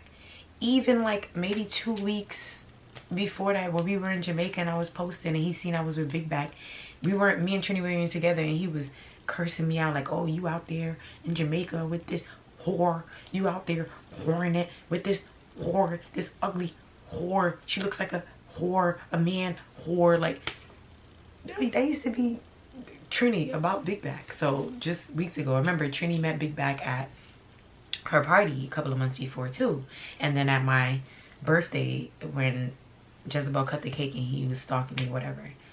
So he never liked her, ever. He thought she was unappealing. He used to think that she was just always worried about men, and he didn't like that she brought me into like that Jamaican scene, whatever the case may be. So I already know that Trini answered her out of spite, because me and him were in a bad turmoil during that time. Like, me and him were not on good terms. So when I seen that message, I immediately hit up Trini, because you know me and Trini is still in communication. I hit up Trini with the message, and he like, oh, why you playing on my phone with your homegirl, and you and your little minions, leave me alone, stop writing me, or whatever the case may be. And I'm just like, look at you, you dumb whore. You sitting here trying to prove a point. Trini over here trying to, y'all just some cornballs. I told Trini, stop, like, don't answer her. That's not me, bro. Like, I'm not reaching out to you, bro. Like, that's not me. Like, because Trini thought it was me hitting him up from her page, because I had blocked Trini off my page because he was watching me in Jamaica and stuff and judging me and do all that stuff. So I was like, bro, why would I block you and hit you up from my homegirl page? It's dumb. I would just unblock you to hit you up, bro. Like, the same way I unblocked your phone number to call you. Like, you know what I'm saying? Like, it wasn't making no sense to me. It just wasn't making sense. It wasn't connecting. You know what I'm saying? So I felt, honestly, in my heart to heart, whether Trini felt like it was me or not, He answered to spite me. She wrote him to spite me. Whole bunch of mad bitches. Like, literally, that's what I was thinking about it. I wasn't even worried about that. But it was just the thought process. Like, how we never had beef. We never had beef. We never had any bad turmoil. You literally invaded my space, invaded my privacy, touched my stuff, did stuff with my stuff. I still was willing to fuck with you and forgive you. But then you steal my stuff. And then you refuse to give it back. You give me the runaround. You play me like a fiddle. She was literally playing me like a puppet. Mind you, I was somebody who, like, I felt like we were pouring into each other. You were giving me gigs and, you know, putting me on to this and that. I was making you stuff, designing you stuff for free, letting you wear stuff, whatever. Like, you know what I'm saying? Like, I was, like, we were, like, supposed to be friends. You stole from me. So, I think, how did the argument end? Oh, yeah. It got a little weird, right? It got, not a little weird, it got crazy. I'm talking about it got a little weird. Y'all, I swear to God to y'all, I do not be sitting down thinking about the story before I tell the story time. I just be remembering like, oh yeah, this happened to me. And then as I'm talking in the camera, I'm telling y'all like what happened. So there might be stuff that I left out or stuff that's jumbled up or like me saying like, oh no, that's weird. No, that's crazy. But it's because like I'm literally doing it in the moment. Like I'm literally remembering the story with you guys like right now, like literally. So me and her stopped, I think we stopped arguing, but I think that I had really cursed her out bad. Like I was like done with her. Like, girl, like you're over and you're done with it. Like, and what was so crazy is that every promoter Big Back used to introduce me to, like when they used to tell her to bring me to work, she used to always be like, oh yeah, that's my boo though, I'm messing with him, so stay away from him. And I used to be like, girl, like don't nobody want your Jamaican men. Like I don't even date Jamaican men. Like I don't even want none of these pasa shata boys. I don't want none of them money. Like no thank you. Like but it was the fact that, and guess what, I told you that I always had a hard time figuring out when men were into me, but these promoters were always into me because they were in my face. They were blatant with it. Like even in front of her, like they would try to flirt with me and all this stuff. And I don't think she used to feel that too much. I think that's why she leaned in so early to like go into my relationship. Like, and what bothered me wasn't the actions that she took. It was how quick she took them. Because it was like, girl, have you been hating me? How did this go so far so fast? I have a right to be mad and I'm not even violating you. You don't have any rights to be upset right now and you're violating me. It was kind of like somebody who filled up their clip and had their gun cocked, ready, off safety and loaded, just waiting for me. Like, not even upload, like the gun is behind her back and she's like, but her shit is loaded behind her back just waiting for me. Scary, so scary. That's why it's like I'm a loner now. Like someone literally just try to like diss me and tell me like, girl, like you're always by yourself and stuff like that. Like that's not a diss for me. Like I thrive in solitude, and the reason why I thrive in solitude is because I've experienced stuff like this. And although I shouldn't be jaded and I try to like be a little more open and do things, like I just be taking preventative measures and try to protect myself the best I can, because it's so scary to sit down, smile, laugh, build, grow experiences. Like me and Big Back were on Jamaica's beach doing the Tina Turner dance, rolling down the river, get up, do. Like, you know what I'm saying? Like we were having like experiences with each other. And just to look back at this wonderful trip I had in Jamaica, just to know that, yeah, but homegirl stole my luggage, stole my identity, and tried to steal my man. Like, like let's really talk about it. Like, so it's just unfortunate. That's why I kind of am a lot, like, really jaded into myself. And then I have a really bad temper that I'm working on, but I hate being fucked with. I hate being disrespected, all that stuff. And I have a hard time controlling that, so that's why I be a loner. But I have two extremes. Even though I get very upset, I'm a very, very, very nice person. Not nice, I'm kind. So I'll treat you really good. Like, it's either I treat you very, very good, or you're on my bad side and I'm gonna treat you really bad. Like, there's no gray area with me. So if you know better, you'll just stay here. People that go there, yeah, I'm coming back. You put an AK at me and I'm coming back with the turbo jet. Like, even though she, in a sense, won because she got away with all my stuff, but she didn't, because first of all, let's talk about it. Shorty wore my blue swimsuit at least 3-4 times that I know of, because she kept changing her hairstyle and taking different pictures in my swimsuit. I don't even know if I have, like, I'm really gonna have to do the research to get these pictures for you. I hope I can so you guys can see. But Shorty was really taking multiple pictures in my swimsuit. Not only that, she even went on her page, and because my mutual friend is putting me on to everything, because now I'm blocked on her page, just putting me on to everything, sending me screenshots. My swimsuits, if you guys look down here, I have my Shop That Day Haras NYC link connected to my YouTube, and you can see my disco bikinis. So this launched after the incident, but they're filles discos. That's what they're called. Filles disco, it means in French lady disco, and that's what the paillettes, like the little things that you see right here, these are called paillettes. They reminded me of disco balls, the way they glisten. I think I have one right here. Like, this is one of my sample pieces. This is what's this called? Filles Disco Galaxy. So it's like this magenta iridescent with like a deep orange piping, which is just amazing on our skin tone. Like, look at this. Beautiful, beautiful, beautiful. So it was the blue version, and honestly I felt like it had bad juju, so I never released the blue version. I might release it in the future, but right now, no. I just, after she wore it, she tried to rename it. It's called Filles Disco. She named it something like Delicious Bathing Suit Set. And what was nuts was literally like a week after me and her had this big blowout argument all over social media and stuff, she started a clothing brand page on Instagram. And guess what she had there? The blue version of this. Like, girl, you're diabolical, because you can't even sell it.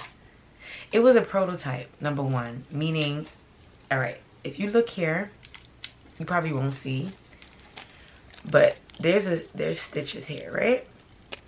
This is a production piece because it's quality controlled. When I make my sample pieces, there's no quality control, so I'm just cutting and sewing, meaning by the time you wear this sample piece one time, this is the quality control, but by the time you wear the sample, it's gonna fall apart because I didn't attach the paillettes, I didn't secure them on there, which takes a whole, like, to secure the paillettes for each swimsuit take me a whole extra 30 minutes per swimsuit. So it's kind of like, girl, I'm pretty sure that swimsuit fell apart, like, well, not fell apart, but all of these fell out after, like, because I seen it. Like, remember I told you she wore it a few times, and by the, like, the 3rd, 4th post, I'm like, girl, like, this thing is getting bald. Like, these things are shedding like fucking molasses. Like, goddamn, like shedding like dandruff, which I know would happen because that's not the only prototype I've made in this bikini. That's why this bikini I have to charge a little extra for it, because it takes a lot of like quality control, because I have to secure it with invisible thread, right? So she has my swimsuit on her little page and renamed it. Like, imagine the audacity. Like, I'm a designer, I'm a creator. I create these things from scratch, literally from my head. I don't know how to sketch or draw. My sister usually does it for me, or I do it on the iPad. But like, I literally go into a store and I let fabric speak to me. Like, fabric is my canvas. That's where I start. I remember this other designer told me one time, like, girl, fabric cannot be your canvas. It has to be the mannequin. Like, girl, shut your ass up. I don't need no mannequin to design. I literally, texture guides me. Color, texture. I go into the store, I see a fabric, I fall in love with the texture. I love 3-dimensional fabrics. I fall in love with the color, and then I decide what it tells me to make. I want to make this out of it. I remember even these feet discos. I have a story time on this. I have a story time on a few hating ass fellow designers, but one of the designers that I had worked with, she had told me, they're always discouraging me. Like every designer, that's why I don't even care to meet designers anymore. Because every time I meet designers and I'm designing and art is your own perception, they're always trying to tell me that my work is stupid or not good or ugly or whatever. But nevertheless, like this designer told me when I found this fabric, I bought this fabric in LA, right? And she was with me, and the guy asked me, what do you want? Because I think I only had bought like a couple of yards, and he was like, oh, you need more? I was like, no, I'm making swimsuits. I don't even need any more than this. And she's like, you can't make swimsuits out of that. I'm like, yes, I can. No, you can't. That's impossible. Look how it's made. Well, guess what, girl? 2024 swimsuit, mommy. That's why you guys should never let people talk you out of like what you got going on. You know what you're doing. You know what you're doing. What other people don't know ain't your business. It's not like a personal problem. You can't make a swimsuit out of this. I can't. But I'm gonna give you that story time another time. But and then after my swimsuit, she just started putting like, you know when girls buy and sell all them little spandex Louis Vuitton outfits and bathing suit sets that you get on Alibaba, AliExpress, and DHgate and stuff. She started promoting those, right? But never took my swimsuit, the Delicious bikini set. This don't even look like the Delicious bikini set. All of my Feed Disco outfits have personalities. We have Feed Disco Galaxy. We have Feed Disco Licorne. We have Feed Disco Leonge. And we got Feed Disco Solaire. And we got the unreleased Feed Discos that electric. Like I have like literally I be like, don't play with me. Like I my pieces get names. You know what I'm saying? Like my pieces are like birthed, like I birthed them like a baby. Like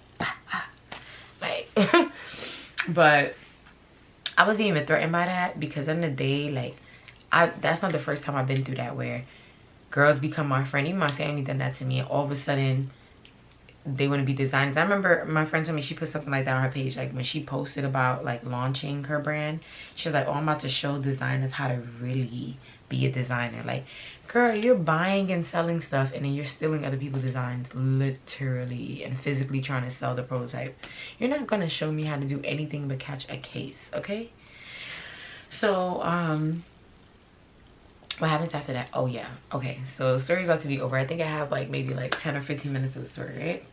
You would have thought that things with me and Big Back would have died down, right? She stole my stuff. We went back and forth on the internet. She's promoting my stuff. She's wearing my shoes. I lost. I feel like even though I dumped her on the internet and I made her look like a thief and I made her look stupid, I still lost in the end. You know what I'm saying? So I'm thinking everything is over. Y'all, I think 2-3 weeks go by, right? I go out to like this event. I get dressed, I'm taking pictures, post my pictures and stuff, right?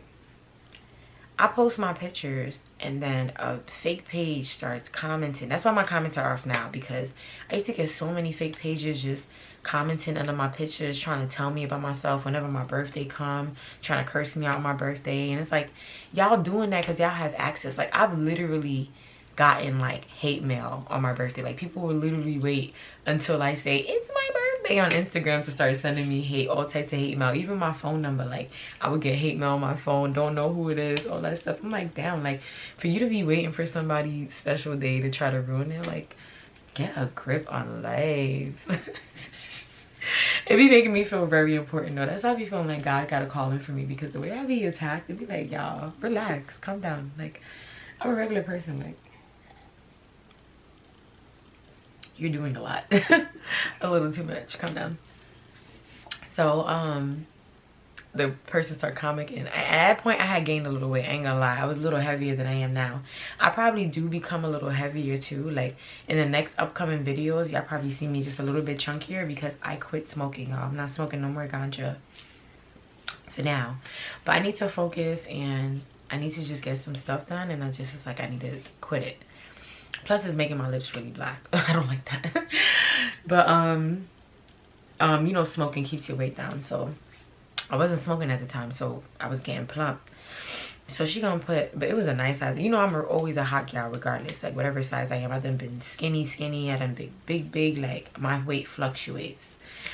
So she was under the comment. I had on yellow. She was, I knew it was her because she ended up saying it was her. She's like, oh, Big Bird, looking like Big Bird, blah, blah, blah. Like, and then started commenting all the reason why I knew it was her is because she started commenting all like my personal business that I shared with her about me and Trini, even stuff in Jamaica, like, but she was on a fake page, so I knew it was her.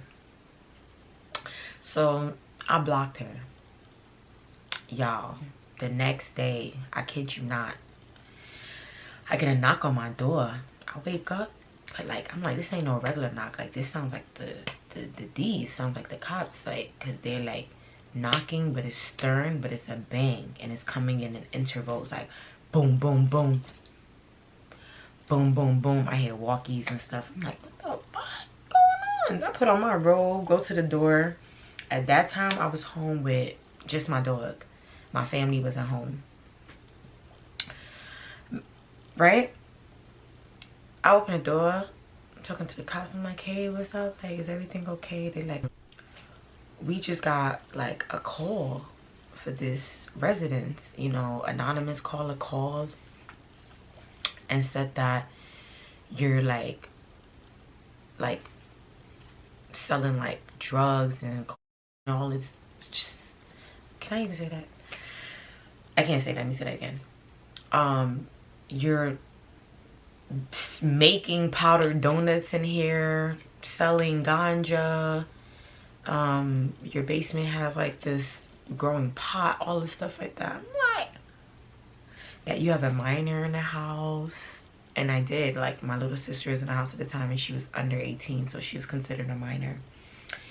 And that I had a dog in the house and all this stuff like that. And I'm like, that I had weapons in the house and I threatened them and all this stuff. And I'm like, y'all, I was so flabbergasted. I was crying because I was just like, what? Like, me? And the cops were trying to calm me down, like, ma'am, don't worry, we get calls like this all the time, but you know, if we can just do a wellness check, if you allow us to check around, give us permission, this don't gotta escalate, blah blah blah, we just want to make sure everything is good. I told them, come in, check whatever you want. Good thing I always clean my house. My house is clean. They went upstairs in the attic, they went all in my crib, they went downstairs in the basement. Y'all, the cops came up there. You know what she told me? She said, be careful who you let in your home, or be careful whatever's going on, because somebody anonymously tipped us. Obviously we know it's bogus, but this situation could have just turned out bad. And she was even saying, like, because I have a minor, like, if they would have found anything, they would have had to call social workers and all this stuff like that. And y'all, I was shocked. I was scared.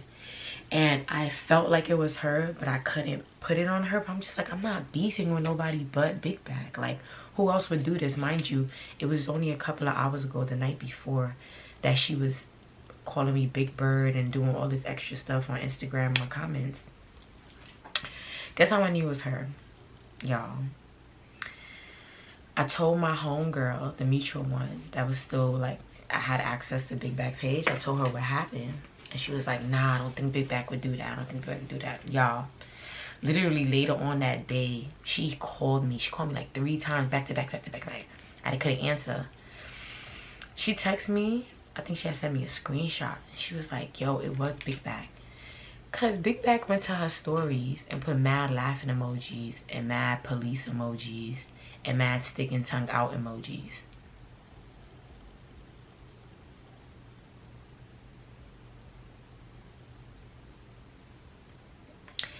Y'all, I wanted everything in my soul to violate this girl.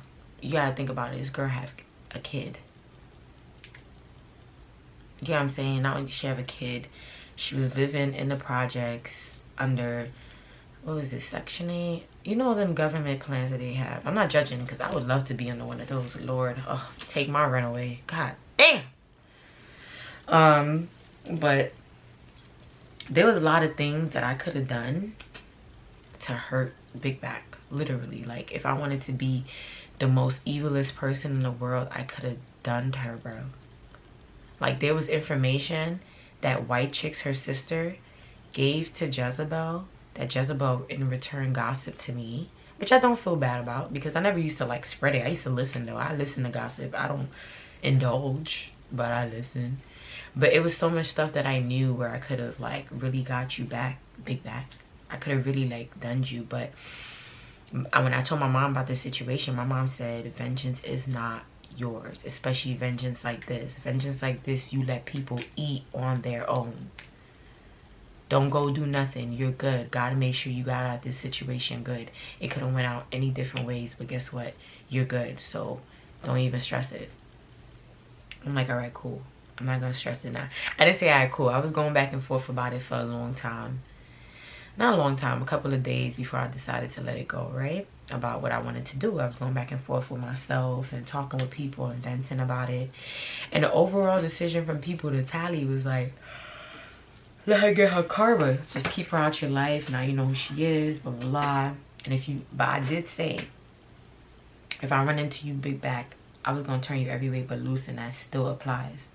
Even after this video, I don't care what I have to lose. If I see you again, an opportunity presents itself, I'm going to turn you every way but loose, baby girl. But anyways, y'all, what you would call it, like, with a smile on my face, because I fight like Bianca from Love and Hip Hop. Like, you know how she always smiling even when she's in like a fight or something bad? That's me. Like, my demon be like, oh, you want to fight me? Oh, okay. You want to fight me? Me? Alright, cool. I kind of like think whole time I'm tight, but I'm smiling because my demon's smiling. I did cry. I cried. I was angry. It wasn't like a tear of like sadness. It was frustration. Like, how did I get here? How did I end up here? How did I allow somebody so close into my life to do this to me? And honestly, I'm not saying that I'm happy that it happened to me, but it fixed me up.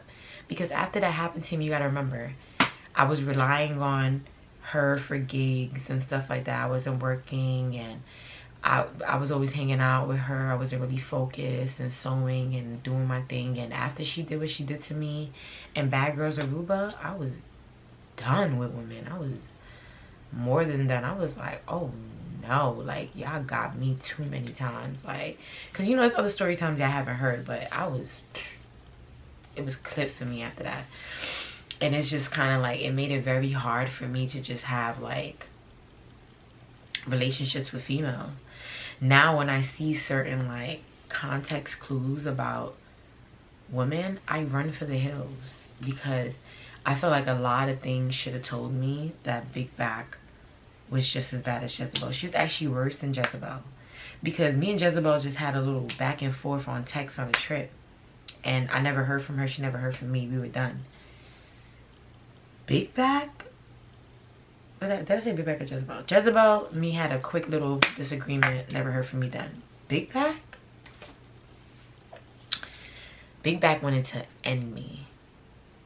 Big Back wanted to end me. Big Back attacked my family, my home, my livelihood, my freedom, my safety, my relationship, my social media, my, what else? My career as a fashion designer, stealing my designs and renaming it. What else? She was probably bad talking me, you know what I'm saying? Like, even when I did continue doing bottle servicing, I had stopped after a while because other promoters would hit me up outside of Big Back. But whenever I would go there, they would always ask me, oh, what's going on with you at Big Back? Because she said this, that, and the third. Like, she was just walking around just shaming my name to anybody who could hear. And I just didn't understand, like, what did I do to you, girl? You stole from me. You stole from me, and you're coming for me. Like, you're gunning for me. I didn't understand it. And it was sad because I was like, damn, I had a hard time with my ex Trini.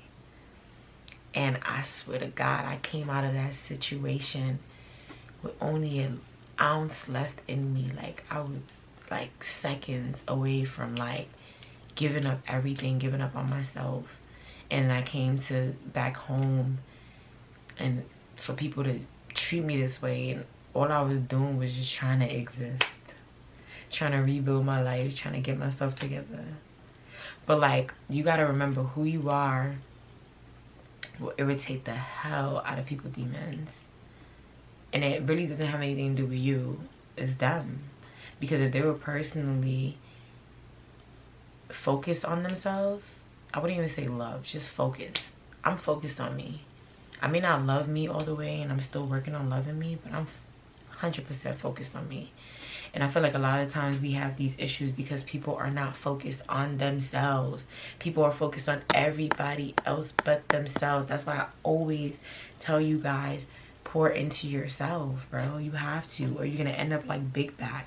And if Big Back thinks she don't have karma coming, bro, my God sits high and sees very low, bro. Very low. You're going to pay for what you've done.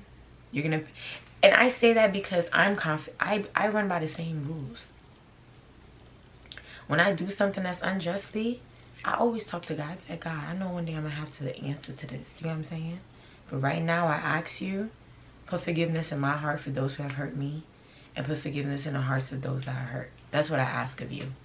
And the day that I am supposed to reap what I've sowed, please let it come with lessons so that I never make those mistakes again. And I never betray you again. And I never show the devil that he's winning again. I talk to my God. That's why I know you're going to pay for what you did, girl. And you don't even know it. And this time or the next. What else I wanted to say about this story? I'm trying to see if I left out anything. Yes, y'all. So ever since then, I never looked back. When it came to Big Back, I remember my mutual homegirl would always be like, girl,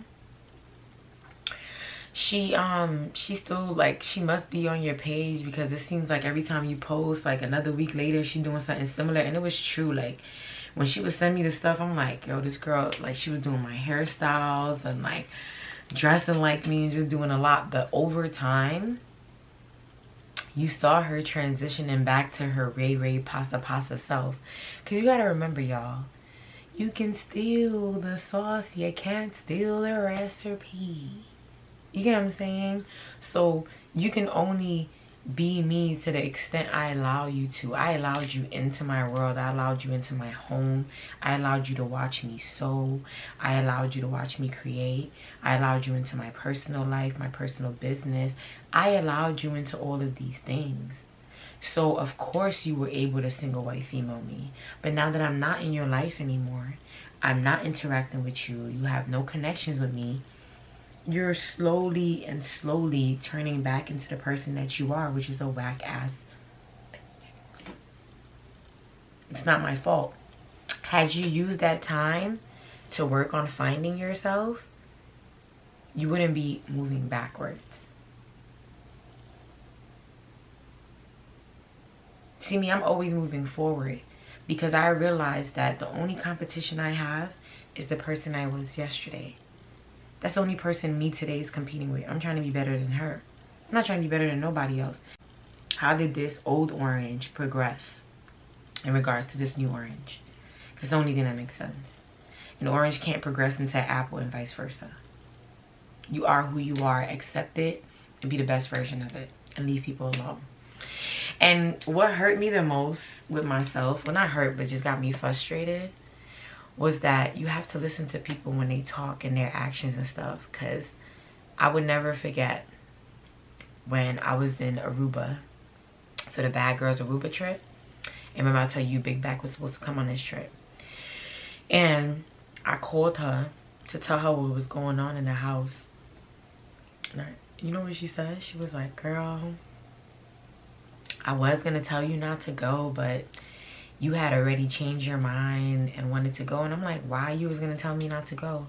She was like, girl, because I knew this was going to happen, because Jezebel was already, you know, telling me and my sister white chicks that, like, she don't really fuck with you like that, and she already is going to tell her friends. not to fuck with you and blah blah blah, and basically Jezebel been plotting on my demise. And guess who was with her, or who knew and didn't say anything to me until after it happened. So girl, if these people were planning me on this trip, you were gonna let me go and die. Yeah, obviously. Like, and oh, that was just so crazy, y'all. Like, this is the last tidbit. Like, this video is super long. It's gonna take me so long to like save it and upload it, but it's worth it because a lot of you guys be like cleaning and doing stuff and y'all be want to watch videos, and I love me a long video. But I'm gonna share this with you guys because I'm about to get it covered up, and I don't want to give you this story after I get it covered up. But if you guys can look right here, I don't think you can see because of the light, but all across my arms, this arm specifically, my left one, I have scars. Y'all hit my stomach. I'm hungry. Oh my god.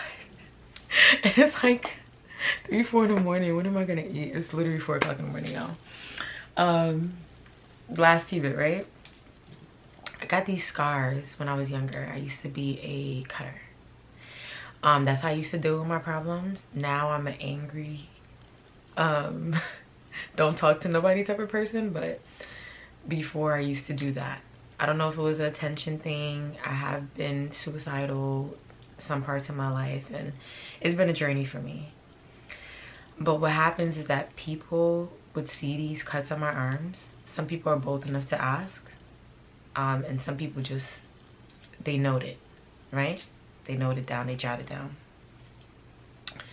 And when I knew that I was a strong ass person, is because I started cutting myself at the age of 13. I stopped when I was 15. So I've been 15 years strong. I don't know why I'm sharing this with you guys, but I'm just gonna share it. You know, like, we're just, because there might be somebody else dealing with this and maybe I can help them, right? Like I said, you guys, you can always email me at info@dayharasnyc.com or hit me up on my Instagram. I'm gonna add it up here. DM me or whatever, and we'll talk about whatever I can help you with, or give you articles or whatever research I've done, whatever. 15 years strong, I've learned alternative ways to deal with my anger. I've learned to love myself and all this different stuff. I was a young kid then, right?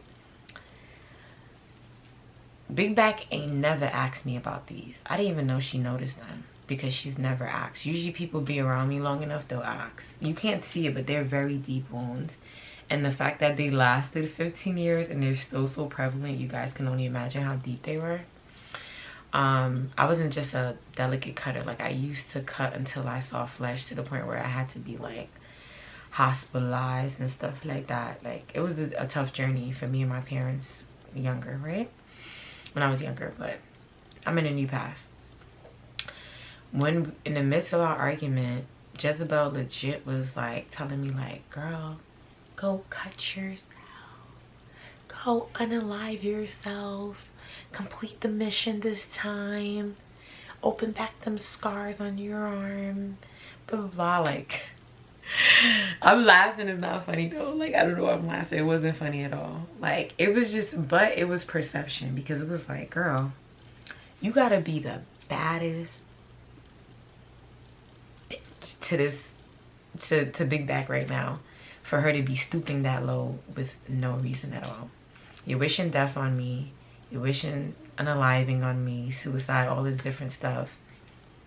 For what reason exactly? You're that threatened by me. And the fact that we don't even follow each other, we don't live in each other's same borough, we don't live near each other, we literally would never be a part of each other's lives unless we forced it. And you're still finding a way to come to my Instagram, to copy me, to make fake pages, comment, send police to my home, and all this stuff like that. And she knew she could only do that once. And I gave the cops her information. I said, this is the girl that's doing this. So if she called again, go to her house. She only could play that trump card once. Like, you can't just keep anonymously, what they call it again? Swatting people's house. Like, literally, that's what she did. She swatted me. It's crazy. I done been doxxed, swatted, everything. Like, I'm not even a celebrity. Like, it's nuts.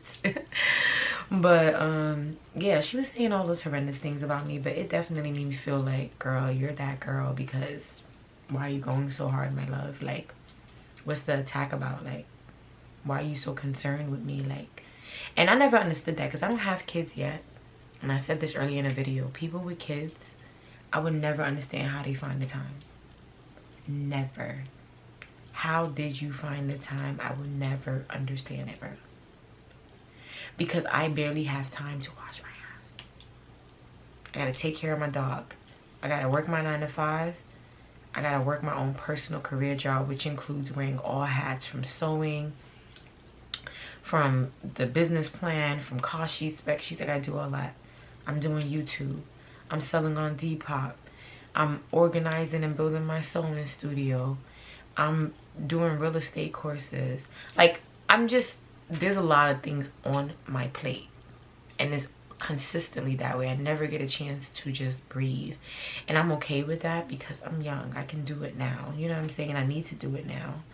But if I had a kid, trauma, stealing, putting my freedom in jeopardy, putting my life child in jeopardy, arguing, all that stuff would be not only beneath me, it would be buried acres down. Like, it would touch the other side of the earth because I would have no time for that. I'm raising a whole other human being and I'm still trying to raise myself. Where would I have the time for that? But you guys, it's been a time. Y'all, thank you so much for everyone who stuck through the end of the story. Y'all already know I like to give y'all the story time wet, so I gave it to you wet with all the details. You guys already know I'm gonna ask y'all, what did I do wrong? I knew a lot of things I did wrong. I listed them already. We're not even go down that rabbit hole, but let me know down in the comments what you guys think I did wrong. What did I do right? What should I have done? What have I done? What would you have done? You know what I'm saying? Like, I know a lot of people gonna be like, I would have whooped her ass. Like, I'm gonna get a lot of those comments, but I just want to say, it's not okay to have friends. I'm joking. It's okay to have friends. It's okay to have loved ones. It's okay to be hurt by these people, and it's okay to try again. Everyone's not the same. Everyone's not going to hurt you the same. Everyone's not going to treat you the same, good or bad. And you shouldn't ruin your present day and future experiences over someone's past discretions and transgressions. So I say that to say, when you are becoming friends with people, and even with the people that you are friends with now, when it comes to your personal life, when it comes to stuff that you care about, stuff that you work hard for, stuff that you've invested in, all that stuff, you just have to be very protective of those things at all times. And keep yourself in the know. Because a lot of stuff was happening to me with Big Back because I was blindsided. I wasn't in the know. With Jezebel too, I didn't know when people don't like you. That's what I want to say. I didn't know they didn't like me. You need to know when people don't like you. Everybody that's smiling in your face don't like you. Let's be real. We all know that. And that's everywhere you go. Sometimes my mom be in my face knowing that she probably can't stand me right now. You know what I'm saying? Like, I be looking at her like, don't look at me like that. At least my mom wear her feelings on her. She a Leo, so she wear her feelings on her face. You know what I'm saying? Me as a Capricorn too, I wear my feelings on my face. But I just want to end off this story by saying, y'all, if you're not going to do anything else, if you're not going to do anything else,